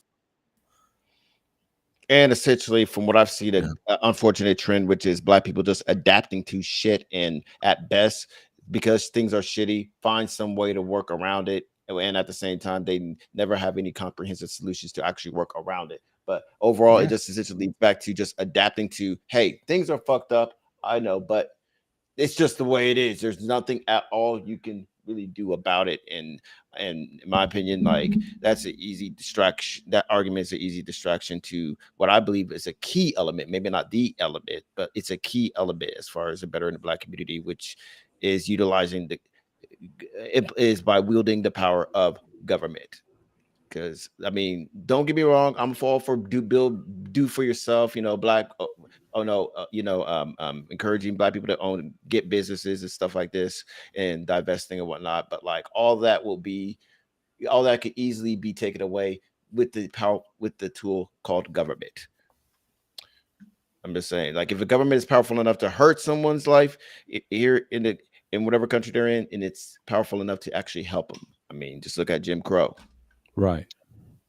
But like the health part and all the stuff, the racial stuff, like the hair buns. Some people of us get the hair buns, and depends on our texture. Some of us have the curly hair, and then depends on how you shave too. Now, if you shave properly and put the right stuff, you're good. Now if you have that tough skin, you hardly ever see it.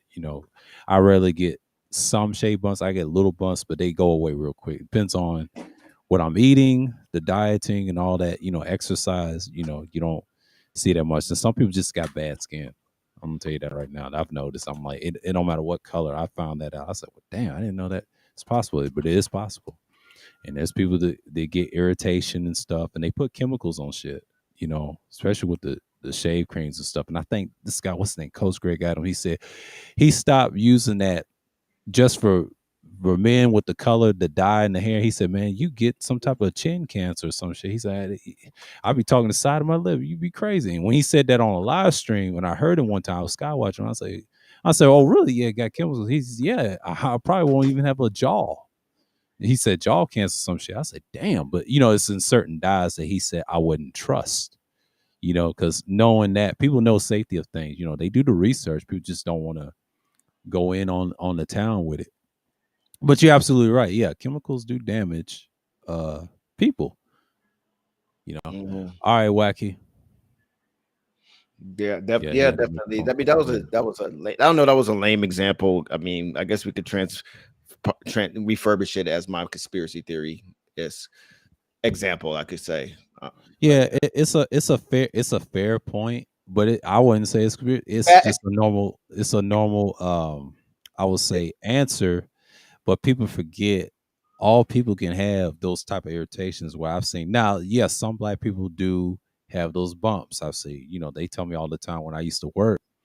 They get them a lot when they shave, and some people just barely know how to shave, but it happens.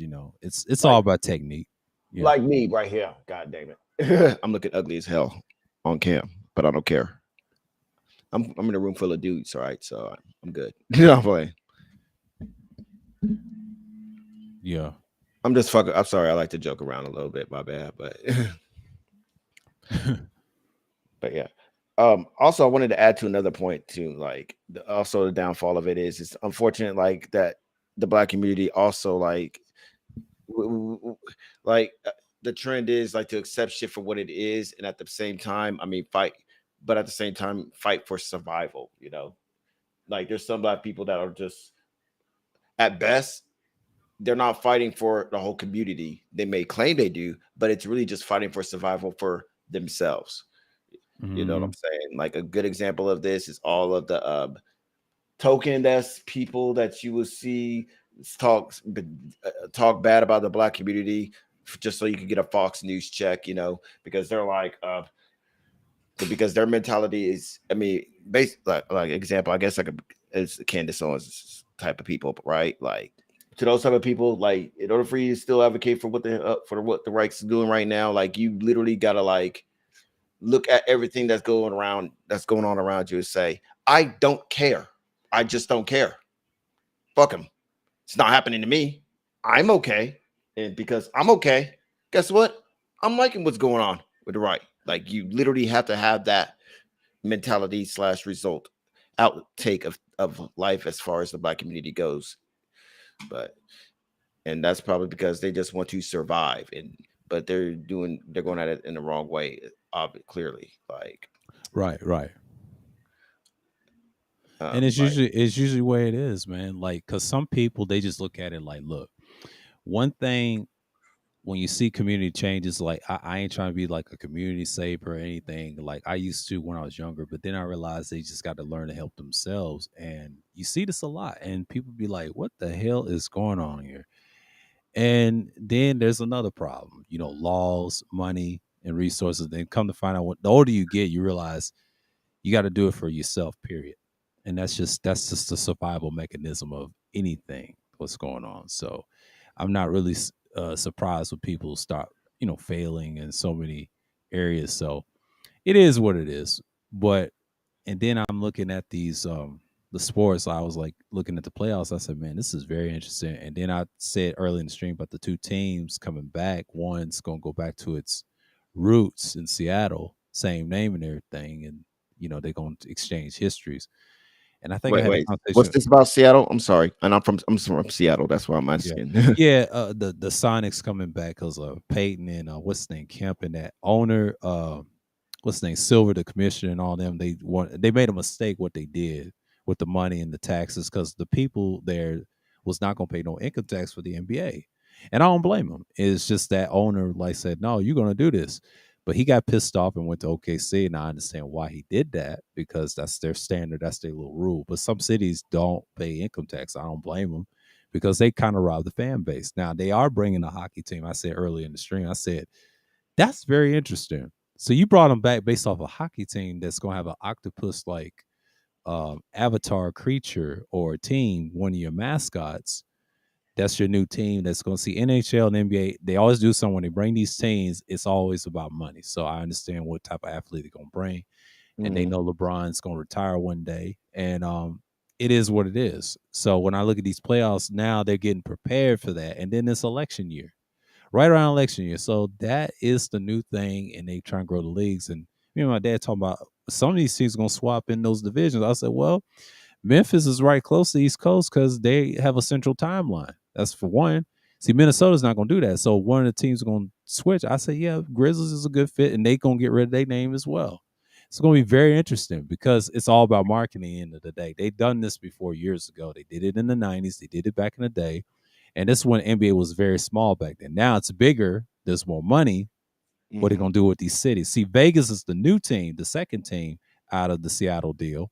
And Vegas is going to be crazy. See, gambling's legal there now. It's really legal all over the U.S. now because now the next step, are you going to do it right? So sports gambling is okay. So you're not killing nobody. There's no mob. No, police and the feds control that shit now. So it's basically you got to be on par. It's same with video games and everything else, and it's always competition. But what I've noticed something lately, why are they doing this now? Because I read this like last year and read one of their old reports. I'm like, man, they've been talking about this shit. They should have did that years ago if they have an issue with that. But see, sometimes some teams they're just not going to be successful. Then he's trying to say he's going to cut the season short. I highly doubt that. Some people want tradition. Some people want it short. They don't know what they want to do because it's going to be very interesting. But see, Adam may not be there long term. The Asian guy may take his spot. That does the second round draft for the announcement. I think it's him or somebody. And I'm not really surprised what's going on in the world. So yeah, and the Ukraine and Russia thing, I'm not even speaking on that. That thing is dwindling because I've heard a lot of Russian soldiers didn't want to tell. They lost a lot of men, and they didn't want to tell Putin that they're losing, and he might die based off the surgery, because they can't stand him, and he wastes away. Americans ain't gonna do nothing about it. They're just gonna let him waste away. And I was like, damn, Shit, this is knowing what it Putin, he is. might order the doctor to be like, "You better save my life, otherwise, if I go, I'm taking you to with me," Yeah, or it's some usually the shit. way it is. Yeah, because Russia's You on their know, last Putin's a leg, bad and motherfucker for what I've seen. I mean, just saying, like, I mean, yeah, I'm not selling. I mean, I know he's bigoted and all that, and I'm not saying I defend Putin. I'm an advocate of. I'm on Putin's yeah, side, or whatever. But I'm yeah. just saying it like in the context as far as like how much of a I'm just like I guess hyperbolically shit in a shit talking faction, just explaining his actions. Like he's a bad motherfucker. Like motherfucking journalists say some shit that you don't like. Oh, some Oh yeah, yeah. That's at that best, I'm not totalitarian. gonna make Yeah, this as fact because it still hasn't been concrete fact. But from what I heard, let's just say it's quite coincident it's a quite extreme coincidence that that same journalist, was poisoned or shit like this here. So I'm like, he might be a bad motherfucker, but yeah, Yeah, but he's in bad health. There's videos of him limping. He's got Parkinson's and he has cancer. So damn, I mean, he's him to lead like that. I don't see him lasting that long. Like I know he took Mariupol and he's trying to take Donbass. That ain't gonna happen. Ukrainians, they are crazy. Now I don't know who's crazier than those Croatians and Slovenians. They'll fight you. Out of all those territories he took by those other people, Georgians, and no, they were weak. But these Ukrainians, they are violent. Now, everybody has a different way of reporting, but when I did my own research, I said, no, these dudes is fighting back. Like, what the fuck is going on here? But that lets you know what time it is now. Russia economics is fucking them up with those sanctions because I understand what 2024 is going to be about. And if they be successful this year, oh, that country's through. I don't see them coming back as a nation like they once was. They're gonna be divided, but the good thing about it is you'll see that division long term. So yeah, that war over there, it reminds you of Yugoslavia all over again. It's just a repeat of history. And I don't touch on it like I did normal in the last 2 months. I said to myself, that's just gonna spiral out, man. That's gonna yeah, spiral out, because I already know what the end game is. Because see, once they have Finland and Sweden, oh, it's game over because I already know what they're gonna do. Because America don't have to do nothing. It's just Putin will get replaced by somebody, and that's it. And they'll order him gone, and that's it. Where's their Romanov line of the Bolshevik revolution? They ain't got nobody else. They ain't yeah. got nobody else after that. My overall take is like me as a person, like um as much as I'm going to be educated on the wars that we're engaging in overseas, like I feel like there's way too many problems and more serious problems here for me to point out and address and come up with comprehensive solutions as opposed to give my take on the war. And honestly, I feel like I wish the Democrats, including Joe Biden, will actually look at it from that perspective. I mean, it's good to help out the Ukrainians or whatever, fund them, or even fund Taiwan if China does decide to invade and shit. But it's like, dude, like we have serious problems that need to be solved here. Like that's one argument that I would actually agree with on the right wing on, even though the right wing always uses that in a completely wrong context. But like, but to steal their argument, yeah, we have problems here that definitely need to be worked on before we feel we could take care of someone else. I mean, just saying, like, if we don't have our own shit together, how the hell can we be the good guys and help everyone else out? Like, and the solutions here are actually very simple, but because of corruption and money and politics and shit like this, I mean, yeah. And while at the same time, it feels like shit is definitely only going to get worse and worse and worse. You know, especially since this election, yeah, Democrats are screwed.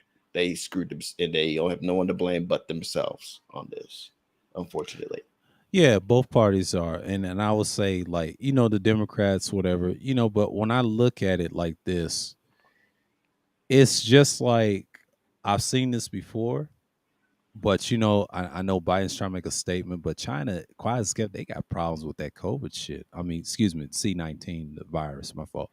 But I was saying to myself, I'm like, they're suffering way more, and I'm glad they're not even starting a war and trying to join Russia because now they're in the same fate because they ain't gonna risk it. They got problems worrying about Taiwan, Japan. It's just like, yeah, when people say that stuff, I don't see them doing anything. They got this one virus fucking with them, and how they gonna do anything because their militaries ain't. See, we got so many agencies that's corrupt and some are decent. They just don't know when to put it down, but it's too much money. That military industrial complex is a hard topic to talk about. Most people don't want to accept that, feat. It's because it's so much money in it. You're not going to get out of it.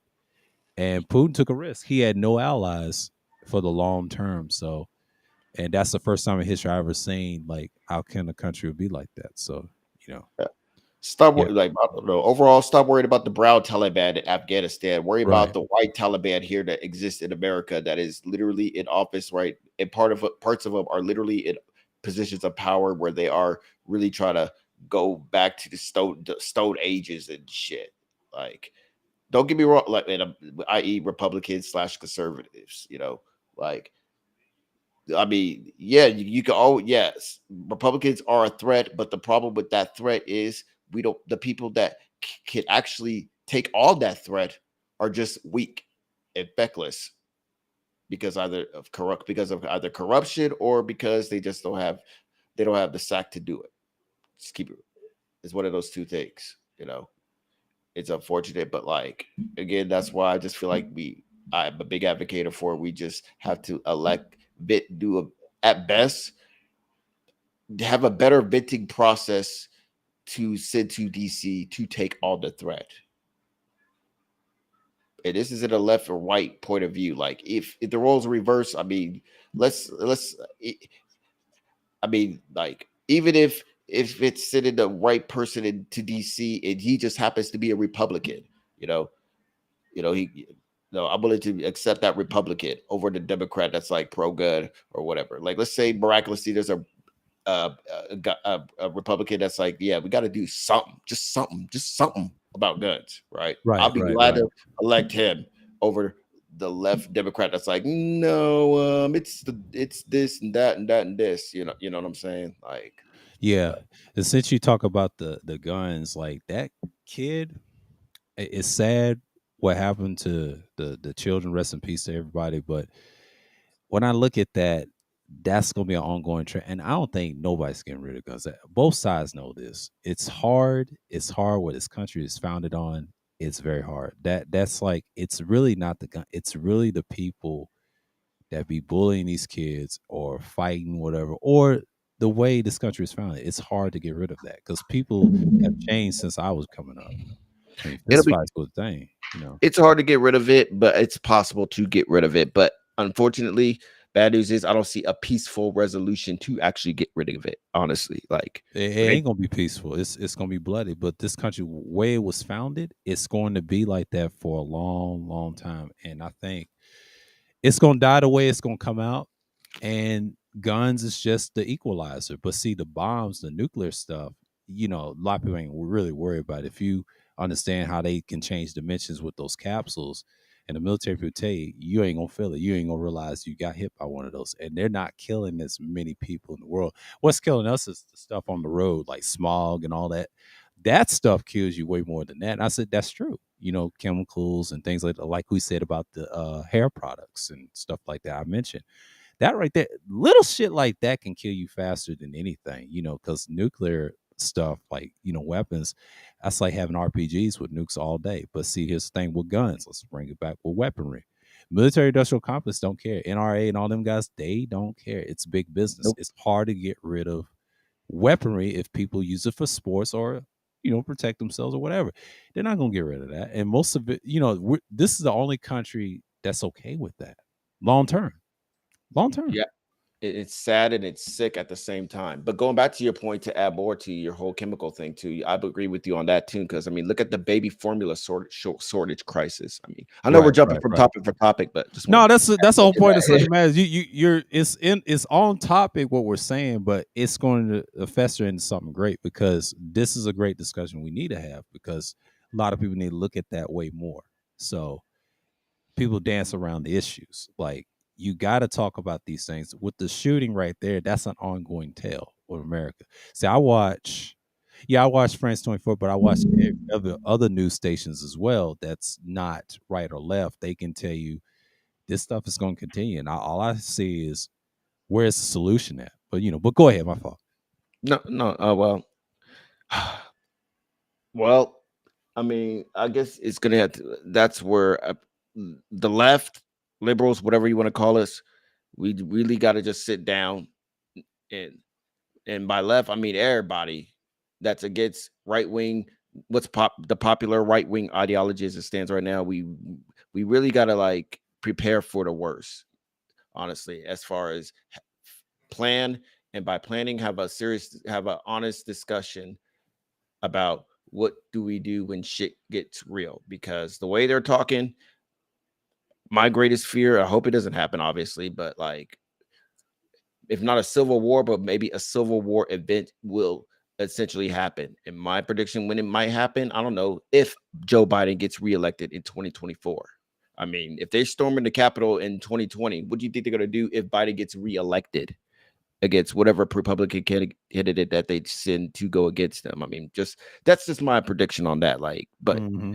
I mean, but aside from the prediction, like really, we got to sit down and like have a discussion as far as like what do we do if stuff gets real? How do we plan and all this other stuff? Because I mean, it's pretty clear to me that the right wing is advocating for violence. They may not come out and say, "Oh yeah, we're gonna do violence and that's how we're gonna solve everything," but Right. straight up, but their actions don't match up their words that they're trying to say. You know what I'm saying? Like, Mm-hmm. and people with critical thinking skills could easily see, like, yeah, things are only going to get worse if we as the American people oppose the threat, right? So it's like, what do we do? I mean, Democrats, we already know what they should be doing, but they're too pussified to do it. But like, what do we? At best, let's say Democrats, they have abandoned us, they lied to us, blah blah blah. Fine, okay, that just means we're all left to fend for ourselves. So now that I think about it even more, we really got to sit down and discuss what do we need to do to oppose the right wing propagandist ideology that is really causing discourse in American culture right now. Yeah, with that, you see them fading off, and you seeing what YouTube is trying to do. They're cleaning up the mess with the ideology online. Now, Mhm. Google and YouTube, they're not going to do that as all. Some are just bowing out, changing the message. And if you see Biden run again, if he does win, it'll be the same like Obama's, because I don't see him running again. I think someone is going to take his place, like the woman or like Nancy Pelosi or something if she wins, because the women have it so set up to a way they trying to win. Because I was looking at other Oh, countries' now that you women. mentioned it, if Kamala Harris takes over, oh, definitely. That's when I feel like shit will definitely pop off. They'll be like, "What, Yeah, a black woman? Oh, but hell yeah, no! no, I'm gonna yeah, get the rope." You know, yeah. But I was saying like Nancy I'm Pelosi. I think Wacky said this like months ago, and I said, yeah, it's a possibility because they have it set up, and because in Georgia, you got what's her name, Stacey Abrams and Kemp. They're gonna run against, because I think she's gonna be the main nominee here, and Kemp just won the nomination for the Republicans. So that right there, if she wins this, that's going to gear up a lot of Democratic women to fight against these dudes, and it's kind of funny because everybody's trying to go against it. It's inevitable. I see other countries' women running for prime minister just recently, like that one in France. I forget her name. She had glasses, but when she won that, when Macron won, oh, it's over. Because I already knew this is a repeat when they had one in Taiwan. They tried to get rid of, and they got the one in Brazil, but the one that lasted the longest was Merkel. That's the thing in Germany, because that's why Germany is where they are. They're not struggling like that. I just don't get it. But you know, also they live in reality, I should say, as opposed to as it stands right now in America. There's like two worlds. There's reality, and then there's conspiracy land. Where's what the or Toon World, or I don't know, parts unknown, whatever you want to call it, but the land where frogs are in the pond getting gay with each other, and Hillary Clinton's having pizza sex with kids, and Cardi B's WAP is Cardi B's wet vagina is brainwashing little girls to be whores, and M&M's need to be more sexier than Instagram models, and Jewish space lasers are going to eliminate everyone. Just yeah. And those motherfuckers and those people, those I should say fuck, I forgot the word. Well, I forgot the proper terminology, but those I guess you could say prophets that are perpetuating those narratives. Some of them are getting in power. Look at the yeah, Marjorie Taylor Greens, the Lauren Boeberts. You know, yeah. Which is why, again, I feel like the black community needs to wake up and realize that how powerful of a tool the government can be. Because at best, if you're one of those guys that look at it like big government ain't gonna do nothing for us, look at the crime bill Biden did to me. Biden, got my partner locked up for this, that, and that, this, and whatever. It's like, okay, that's also backs up my narrative as far as how powerful the government can be, as far as like either as far as like manipulating your current circumstance here in America. Like if it can hurt you, it can definitely help you. You know, white Yeah. folks have realized that clearly. Even the conspiracy nuts apparently realize that. I mean, yeah, they're dumb, but they're smart enough to know that if I get in power, God damn it, guess what? We win. I mean, that's why they're running. You know, but Yeah, it's usually the way it is. And most people don't understand you got to do something in government as well. So most people, quiet as kept, I've understand that you got to do something in government, especially if you want to do, no matter what party you choose, it's your interest, and you got to vote for what your interest is, and you got to apply it, and that's what you get done. And sometimes you got to talk to your senator, your congressman. If you know problems with your community, that's what you got to do. But most people don't do that. They don't research and call these things out, and that's the whole point.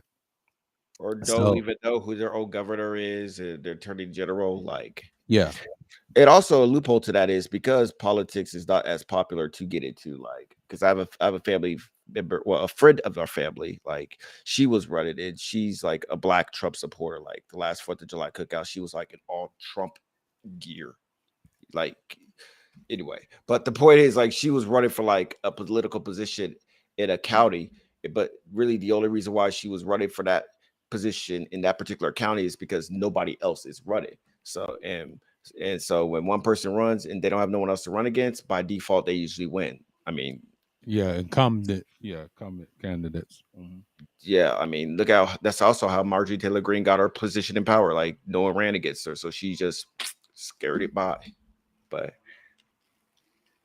That's pretty much it. That's pretty much it.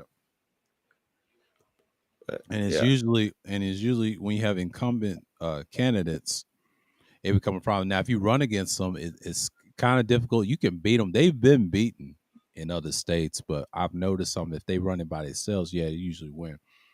So yeah, I don't know. I've some I'm scared to say it, but like I don't know. I thought about running, but I'm like, man, that's a heavy job, bro. Like maybe I'm a hypocrite and I'm contradicting myself when I have that mentality as far as me running, but I don't know. But like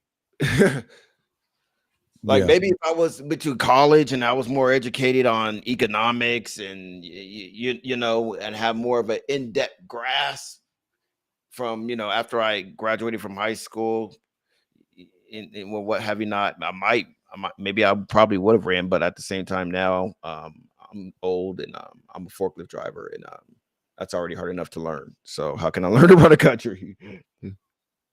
yeah, But but yeah, I don't know. At best, the best venting process that we just gotta believe in, but just be more of an analyst of it is just simply look at what they're saying and look at their actions, like as far as them being a good person and what have they have done to advocate for what they're trying to bring to the table as far as politics goes. I mean, that's how I look at all candidates that I engage with as far as voting. Like, you know, yeah. It's usually like once you get into it, you study a lot more than when you see what's on the other side. And some people they look at it from different angles of it, and you have the seat of floor with you. So yeah, some people go to college with it with the lawyer aspect or whatever, and some people just didn't. But if you understand the trade and if you work with somebody, they teach you on the go. It's not that pretty much hard.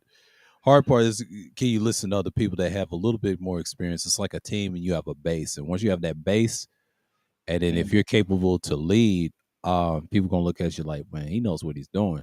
But if you know about certain laws and read and understand and see it in action, and you have experience in that, that's the experience you get into it. Because the more if you try it, and I tell people if you try it, you be up there. But president is a lot harder. Now, yeah, you can live in the country for decades, like what they say, 14 years and 35. That's what I was taught. But now it's more like you got to really do something in those same rules.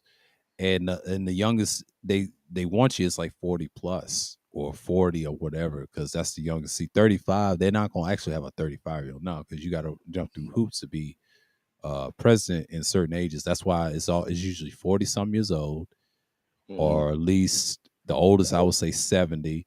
It's in that range because a president around those range in that age group, and if you're married, you have that type of power. That's a political career. So political career in this country is very short lived.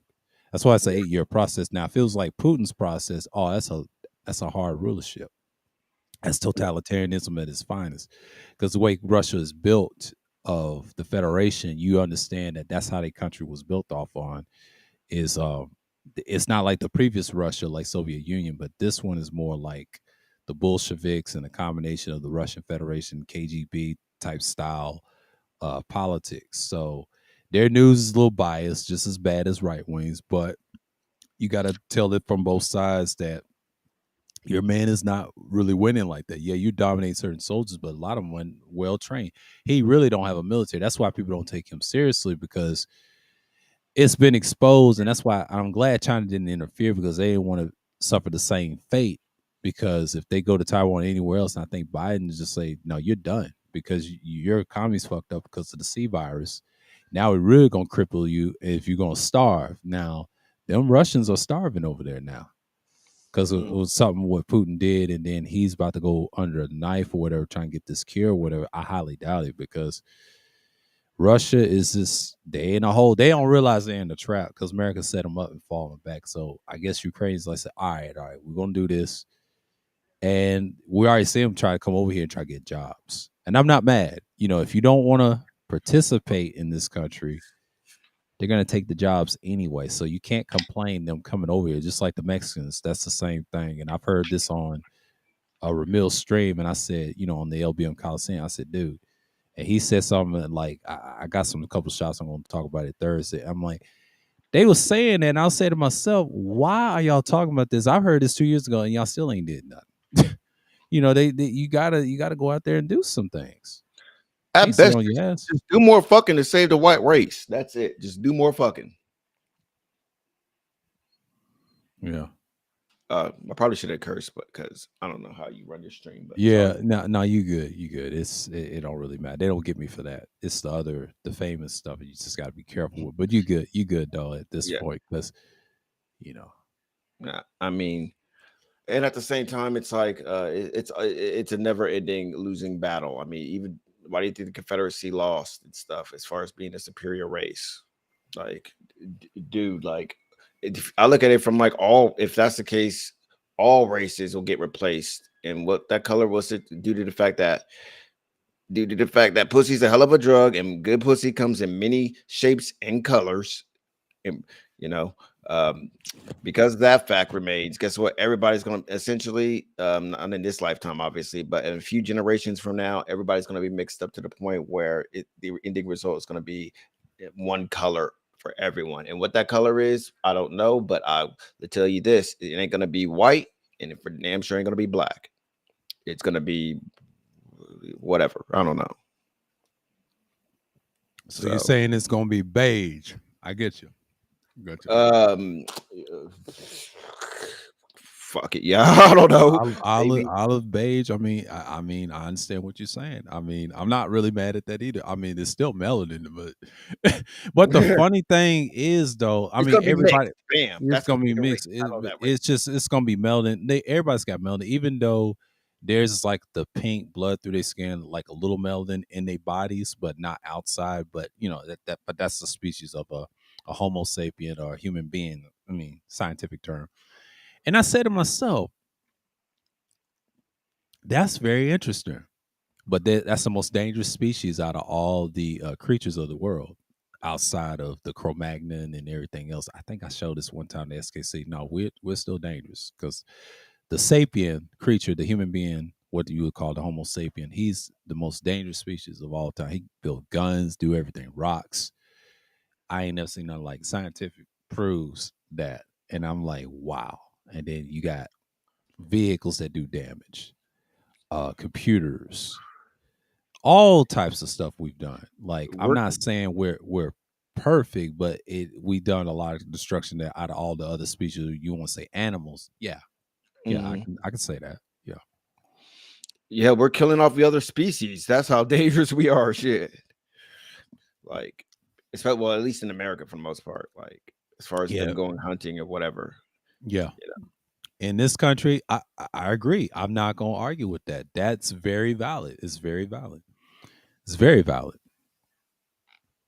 Like, it just boggles my mind. Like, I mean, we have a lot of resources to make this country like the shit number one. Like, even beating China.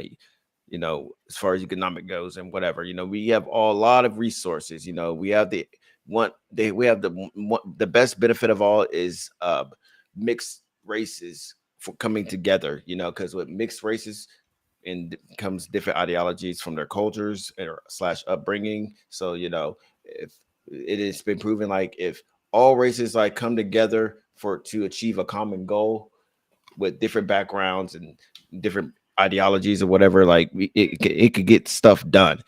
You know what I'm saying? But like America is like I mean, I already know how it got to this, but it's like it's sad that like okay, I put it this way. It's just sad that like on the one side, when it comes to I think John Stewart put it best. Like I forgot exactly how he said it, but he said it like one side lives in reality, is saying the truth, which is the left, and the other side is just flat out effective with their messaging.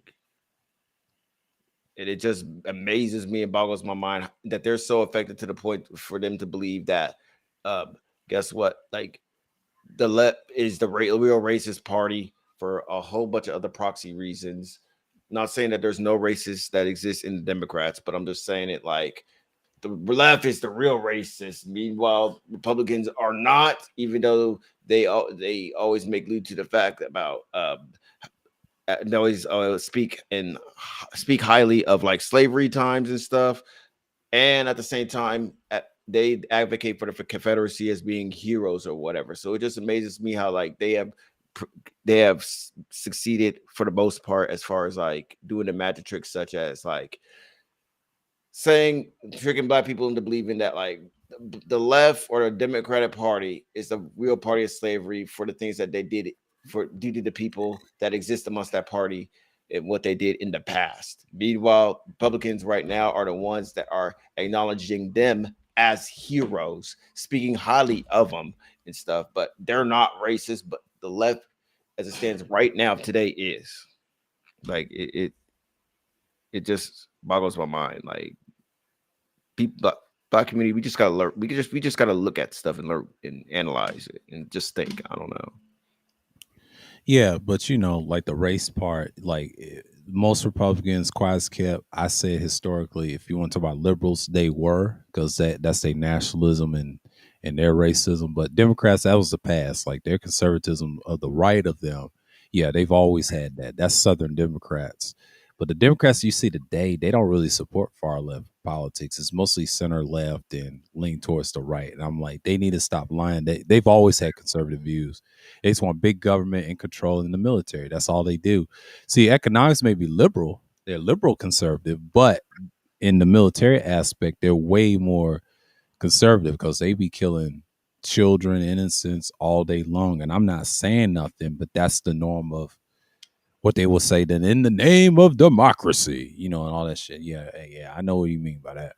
And Republicans, they just want that small government mindset and try to pretend they want big government. No, you just want some shit small. Now, I understand how NRA and everybody else feel, but still, y'all are way more liberal. Y'all conservative in the political, economic arena, but when it comes to the military, y'all liberals. And that's why other countries take advantage. That's why Putin was laughing at Trump. He didn't respect him. He's wanting some information. But when Biden came in, it changed things. That's why they're in trouble, because when you got a guy that challenges you like that, like what they call them, war hawks and stuff. Yeah, yeah. Democrats are war hungry and they show their hand all the time. That lets me know.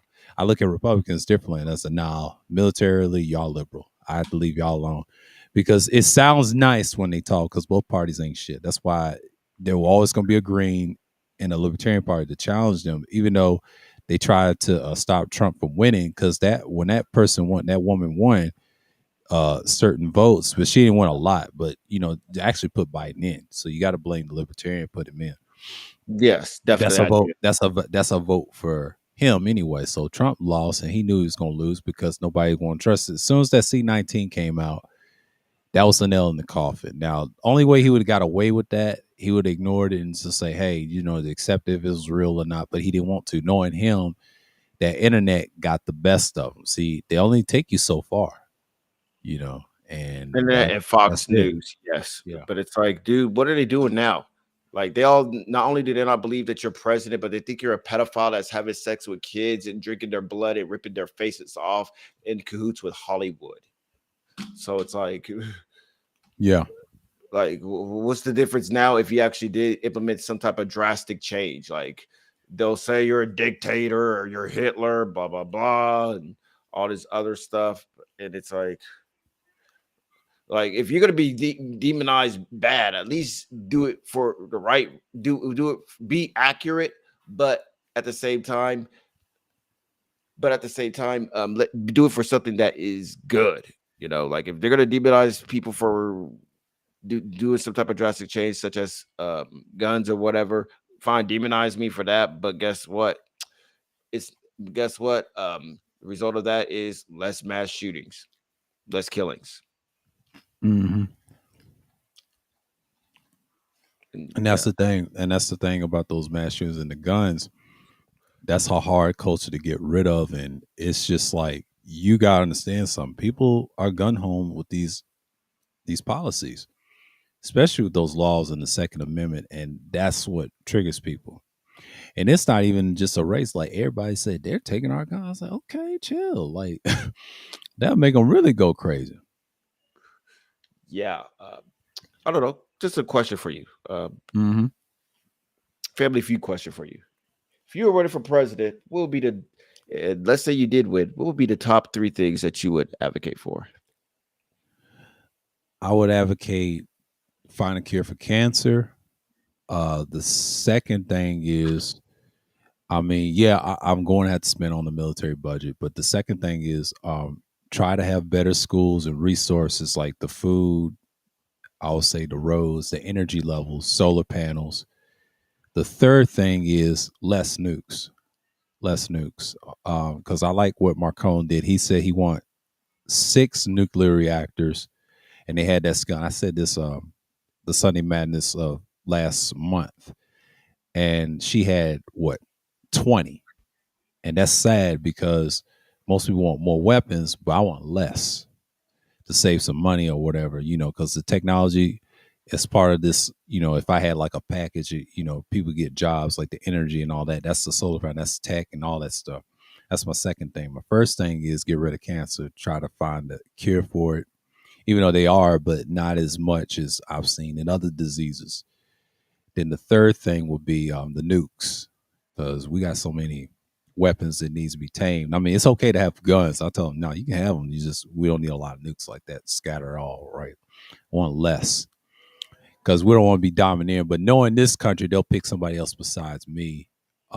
If I think like that, because in other countries I've noticed, yeah, they okay with that. But us, we're so stressed in. But those are my 3 things I would do. It would be nuclear energy, change. I would say the number one would be what did I say? What did I say? Cancer, cure Yeah. cancer, and then the second thing is Solar panels, it, I thought you yeah, said. the second one is technology, just improving technology and solar panels and living energy. Because I really believe that solar panels, like the government said, you don't have to pay. It was an ad I saw it on YouTube. I said, oh yeah, yeah, I'll see Uh, yeah. My top 3 things would be one, climate change. That affects everything in my opinion. We don't do nothing about that. Nothing else matters. Two, uh, ooh, my second one will be I have to pick 3. Fuck. Okay. 2 would be I say we I say not only for I say not only take care of student loan debt, but also make college more affordable so that student loan debt cannot occur again at best. Because we got to educate people to go into the fields, and that way that can essentially lead to like us being our own manufacturer instead of relying on other countries. And three, my third thing would be damn, so many problems. My third thing would be uh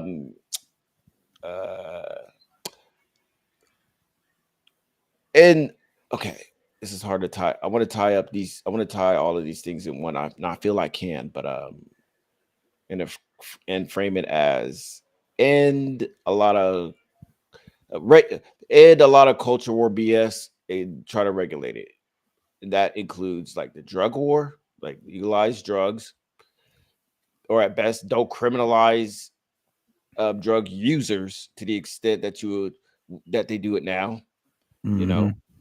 and at the same time legalize prostitution and legalize prostitution and stuff like that, because that's money that we could be cashing in on to help fund the economy. Yeah, those things right there, I kind of agree with. Like, it needs to happen because, yeah, that's how you save the money. I have no issue with anything you said, what you just said. Like, that is similar to what I'm saying.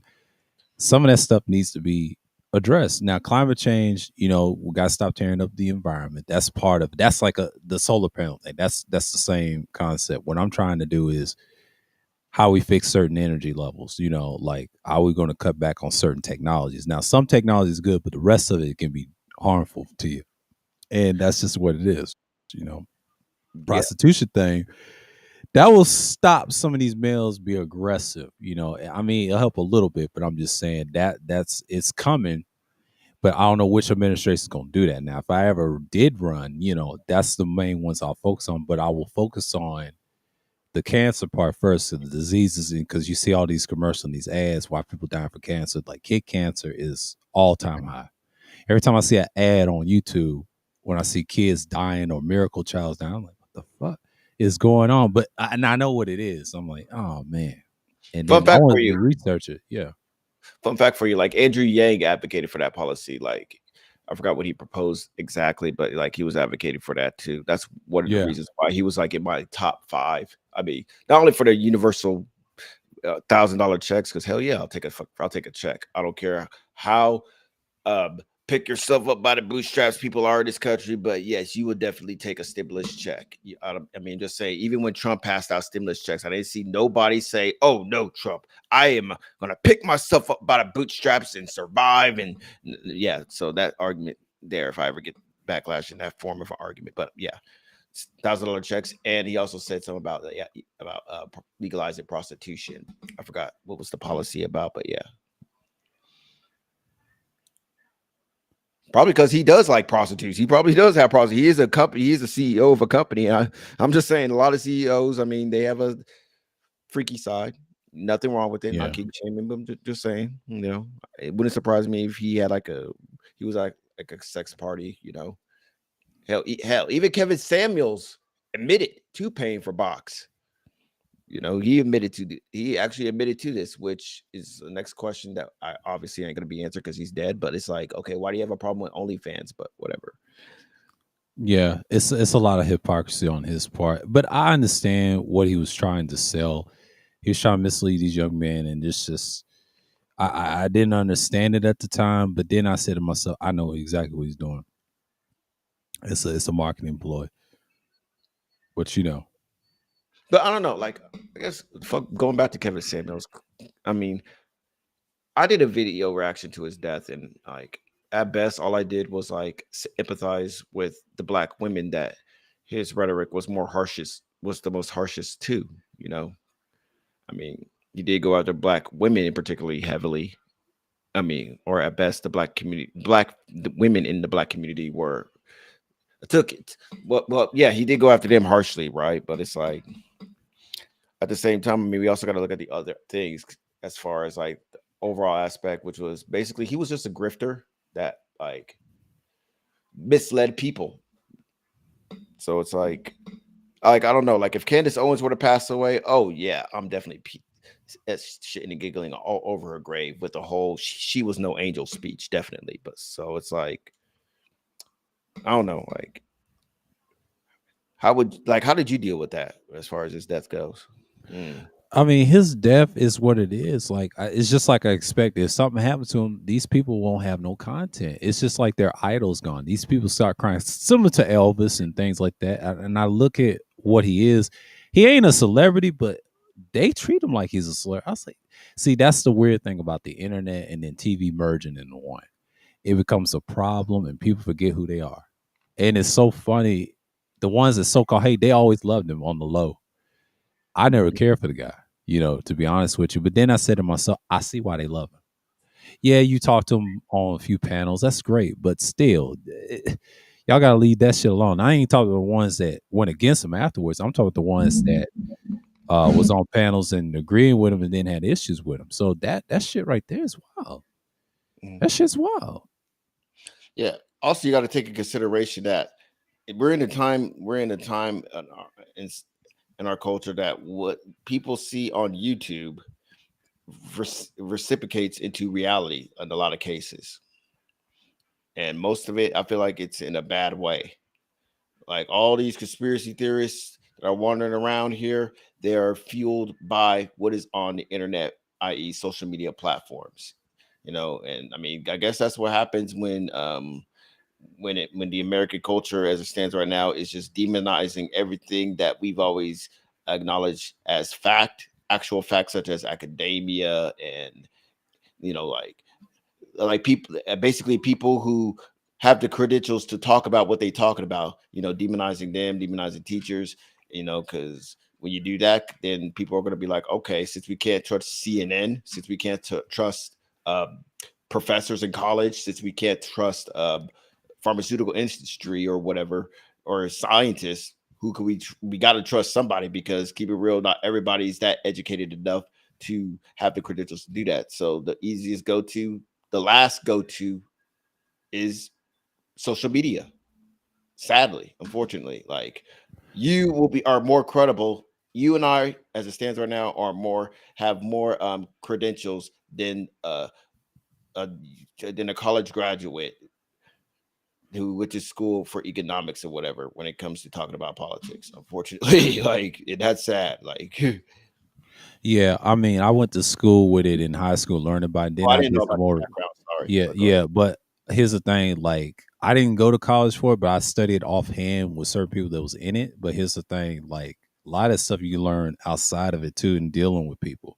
And even on the job that I had like one odd job, and then I had an actual job and learn from different people. But I do participate in the voting. That's it. And it ain't that much. But if you deal with people, that's what people look at. And then I was looking at how Boris Johnson won. Well, he had a different job position, but if he understands policies and stuff and studied the stuff, it's actually about studying research. That's all it is, really. And then knowing about the people. Can you be a people person to people doing your job? And that's a big job. And you got to dress a certain way. And that's the thing. And it helps. You got to deal with the people, deal with the public. It's like customer service in real life. You have to actually adapt to it. Most people haven't learned that in the hard way. So, And also, it helps that most of their governments, their amendments, unlike our constitution, like example, Canada's constitution, they update it way more frequently than America does. We're still going off of a document that was created eons ago under a different time period. Like that's why the Second Amendment still exists right now. It's the right to bear arms under a keyword controlled militia. But that was under the times when like they didn't have AR-15s with like that could shoot like 2,000 bullets at once. They had like I'm not too not knowledgeable about guns, but they had them guns where basically you put the bullet in and you go for that type of stuff. And that was the most advanced technology. So it's like, so for that time period, it made sense to have that. But like now it's 2022, government has way more advanced stuff. Just looking from the outside in off the surface, It's like all we have is like what AR-15s and pickup trucks and propane tanks or whatever. They got guns, planes, jets, choppers, bombs, nuclear codes, and that's the shit that we know about. Not to be Go too on, Toya. conspiratorial, Mhm. yeah, but just say like it also helps to update our amendments to regulate and implement policy a lot easier too. So Yep. And that's usually where it is. And mostly people forget and they get short sighted about it. That's just part of it. I mean, when you get into this stuff, man, like the political aspect, you would understand how laws change in Canada. Recently, I watched this Dark Corner Studios and his buddies. They was in radio, and speaking of Canada, a lot of radio stations getting canceled right now. And thanks to Aiden Wolf, he said this. He said this on the live stream the other day, and I think it was Friday. He said, "The Me Too thing, they shutting people down. They're not having it because see, America, they don't have this gender problem in certain radio stations, but Canada does. It's a little different than how they operate." And he's right because they've been in radio for years. So the funniest person that runs the morning show, I know who he's talking about. I forget her name, the Canadian he mentioned. Yeah, she's does it better than most people, and not everybody can do that. So it's not gender specific. It's more if you have it, if you don't type mentality. And I understand what he was trying to say. And I was watching his stream, and he was saying, and I saw a replay of it. And I said, "Oh, okay, I know what he meant by that." And then he was talking about this new Caster Pro thing by Rode, and then the topic changed to that, and I was like, "Oh, wow, that's crazy."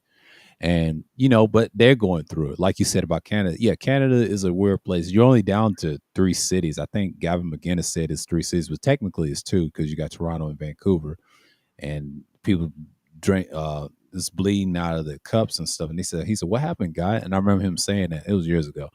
But Montreal, you got to speak French. But if they fuck with you, if you speak all types of French, yeah, you're getting a job automatically, no matter what color you are. Especially if you're a black guy, oh, that's a plus.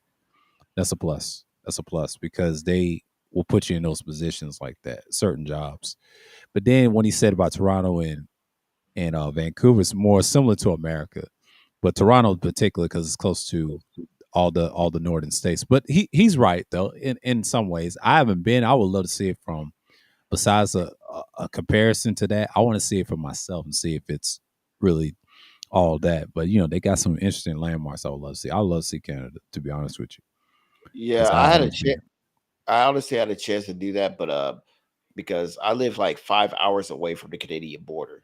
But I had a chance, and me and my partners like years ago, like in my early 20s, I had a chance to do that. But and because we did we planned a road trip and we actually did go to Canada, but because I got so wasted, I don't even remember my experience in Canada. Unfortunately, because they said I passed out, and then when I woke up, I was back here, and they were like, "Yeah, we went to Canada." I'm like, "What? Really? Oh." And they were like, "Yeah, you were in the car asleep." And I was like, "Oh, wow, damn."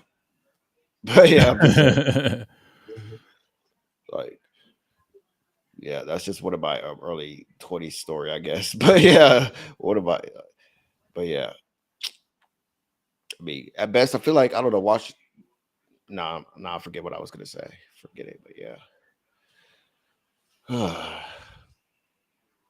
But I don't know. As far as like with the Me Too movement thing, like I guess the right wing does what it did best, and that's like screw the pooch on what the Me Too movement actually really is. Because like the original point of it was like to speak out against rape allegations, but they transformed it into like a format of like any woman talks about a date, it's bad. Like I don't know if you see the Amber Preach vid or whatever, when I guess some girl went on Ethan Klein's show and Yeah, yeah, told her. yeah. I know about that case. Yeah, and it's kind of like I they mean, it's a siding with movie. this. Yeah, they siding with him right now. Like it's so funny how the cases turn out. Yeah, I watched a recent one, and then I'm subscribed to their verses. They talk about something similar like that. They had like a little small podcast pre-record, and I said, "Wow, this stuff is going on." And they had interesting topics. But the one thing I posted in the community tab, I did like the oh boy with the racist now, and he wanted to meet the Klan. They told him, and he pulled him in the store in Walmart. He said, "Look." He said, "You brave and out here doing that." But I commend him though. Those conversations are tough to have. And then I said to myself, I'm like, okay, like he did this and he challenged that Hassan dude. Now Ivan Preach gave him a good look. He's like, good look, but I had to watch the video to see it. But I'm gonna see his video to that Hassan guy later on. I'm gonna be like, is he I really kind of, serious about that? I honestly lost respect for Abra Preach about it because, like, I don't know, if based upon the Hassan things so far, like they focus so hard on the fact that he just called them transphobes. And it's like, dude, okay, fine, he called you that. Just move on from it and just address. They really didn't address the points, in my opinion. They got some negative points for me. I mean, though they do say some real stuff, but it's like at the same time, it's like I just lost some points of respect, especially in the fresh and fit thing. Like this chick is like they delegitimize her claim, you know. And to be fair, yes, I do acknowledge that, you know, women can lie and can do rape allegations or whatever. Those women do exist, but and I imagine that like when it comes to fresh and fit, and because they are bad guys, rightfully so, mind you, that women that they might go to desperate measures, and maybe women will actually make up a whole story or what have you not. However, at the same time, the story she told, I mean, is not is to me, in my eyes, it's not that hard. It's not a far cry to not believe it. I mean, due to the fact for due to the fact that one, Myron has openly said, "Hey, I want a girl that's like 18 to 24 or whatever," you know, which that was proven, and two, based upon their beliefs or what have you not. I mean, and two, before I get to number two, for one, I mean, well, okay, yeah, wait, huh. Well, for number two, it's very believable. But ultimately, number three, like, there's no Me Too aspect of it. Like, she didn't say Myron raped her at all. He just, at best, all she said was, "Hey, Myron like forced a kiss on her," which I believe it happens. Even I probably have done this. I may have done this in my past, as far as like my interactions with girls. Like like every guy I feel like has to shoot their shot and went for a kiss, right? So like, and that is not saying that like our intention was like to rape her or nothing, but it's just the fact that like I don't know, like we thought at that moment maybe I should reach in for a kiss, so I'll just do it. You know what I'm saying? Yeah. So I mean, like it does match. Now, is it legit? I mean, if you really want to go at it and make it a mission to see if it's legit, I mean, hopefully there's a real thorough, more accurate, trusted, verified process. But like at the same time, it's not a far cry to not believe it. I mean, I'll even double down and be like, yeah, those guys. I mean, Myron, he's the type of dude that he'll be the new age Ted Bundy. Like he'll have chicks on milk curtains. Like matter of fact, I'll even say this: if you have a chick missing in your town, in your country, in your state, whatever, just check his house. I'm just saying because yeah, I'm sorry, but yeah, you know what I'm saying. But you know, like, well, I was talking about the boy and the Hassan thing. Like, I understand that everybody's going to disagree with certain things, but those conversations need to be had. But I like how the boy executed. Now he asked those Oh, the people other boy. for Okay, the you're talking real about the the other rest. one. I'm talking I'm about them sorry. when Alvin Priest was doing that, and I was like saying to myself, and I'm glad they pointed that out. Like he actually challenged, but yeah, he did because what he did was he didn't get emotional. Now he did know what he's talking about because Hassan was coming from. I know more about racism than you, and technically he does not. But the boy was young. Now he's 21, and I commend him. At his age, I wouldn't have done that. Now him being from here, now he lives in Atlanta, and that's like, man, he took that risk, and that lets me know right there to say, let's talk to the Klan. And the Klan guy didn't want to see him because they was going to have a Klan thing, right? And then I said to myself, that's very interesting.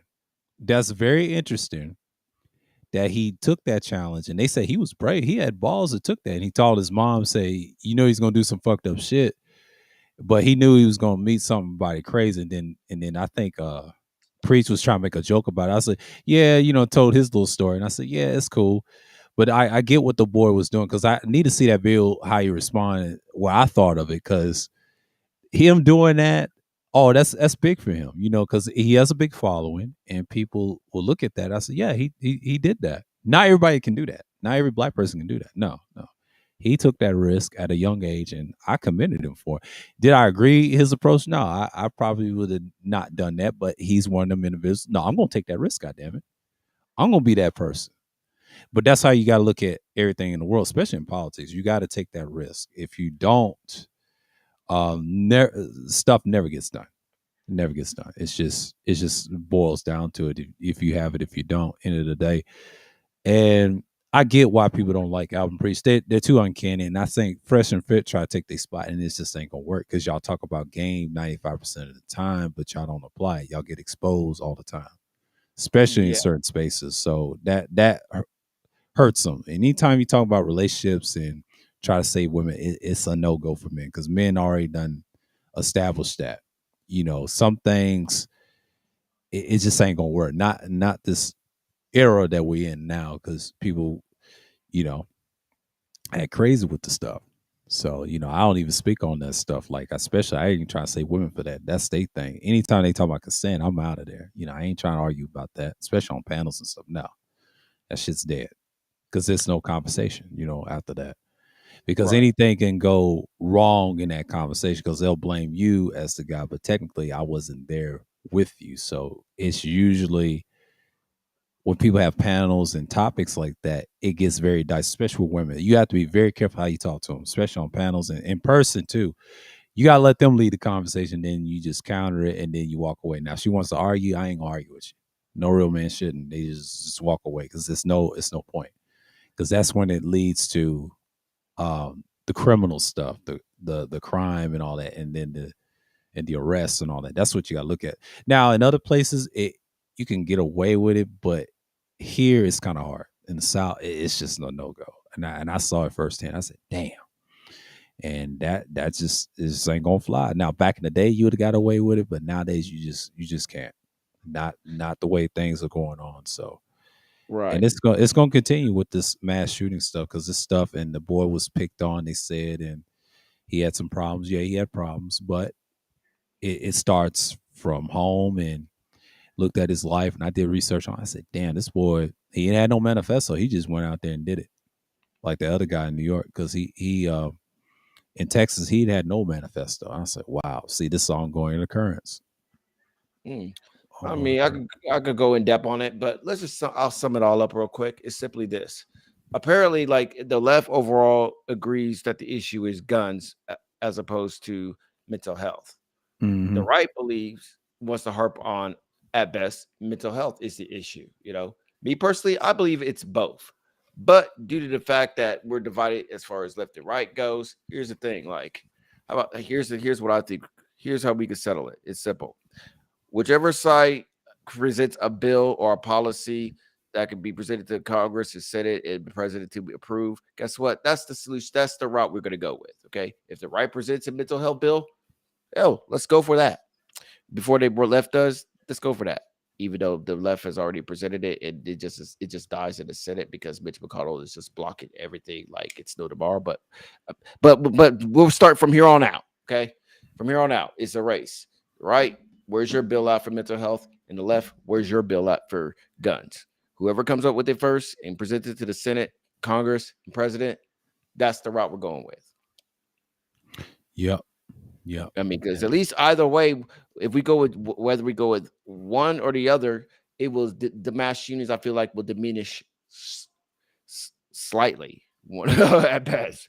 Because like mental health people will still exist, but no guns, and they'll just find other means to kill probably. While at the same time, we go the other route, guns will exist, but just I don't know. We'll have sane mass shooters. It's weird, but yeah, I don't know. yeah, ooh, it's been 3 hours. Yeah, I'm about to But close this up. Any last words, man? um. I don't know. My overall closing statement is like like as far as the black community goes, like we just gotta wake up and like really reanalyze and look at the environment because it feels like we've come too far to go backwards or to fail at this point. I mean, too many of our ancestors, too many people from the past that like that helped us get to where the Black people that exist today are at right now. Like, we can't let their sacrifice go in the vain, but like, we really all just gotta really sit down and finish the job as far as like the ultimate mission, which is cope in a peace cope, which is simply adapt to America in a peaceful, in hopes of a peaceful society. My suggestion is government is a valuable tool. I'm open to other suggestions too and other discussions, and it's also been good to talk to you, sir. Damn, I've never even knew your name. I'll just call you Sir M. Like, I really never even knew your name or what to even call you. But yeah, but overall, I'm glad you gave me a platform for me to speak my piece on. And yeah, again, until next time. All right, no problem. And thank you for the tip on restreaming too. So yeah, I'm working. Oh yeah. It's a little interesting little thing I've had since last year. I could have used this last year with the pre-record, but I'm starting to learn to use it now. I just started this month, and I'm learning a lot of the controls now. Yeah, I'm gonna upgrade it probably, I would say, next month or something like that. Okay, got it. All right, cool. But till next time, man. Good talking to you. Same to you. Peace. Yep. Peace. Well, folks, we talked about enough. And like I said before, and I say it again, you see this a lot. And that's the thing that we hear. And shouts out to everybody that came through. The legendary White World, Magic, Omega Magic, Degenerate, Alonzo, Leticia, everybody that came through. Appreciate everybody came through. And Tampa, of course. And shouts out to everybody, man. Like, this is like a free-for-all topic. This is one of those topics that when people talk about in politics. So I got to get going. So it's 3 hours up. So catch this game, edit a little bit. So with that, I'm going to end it off with some music. Hold on. I'm gonna end it off because I had music in the background. So with that said, peace.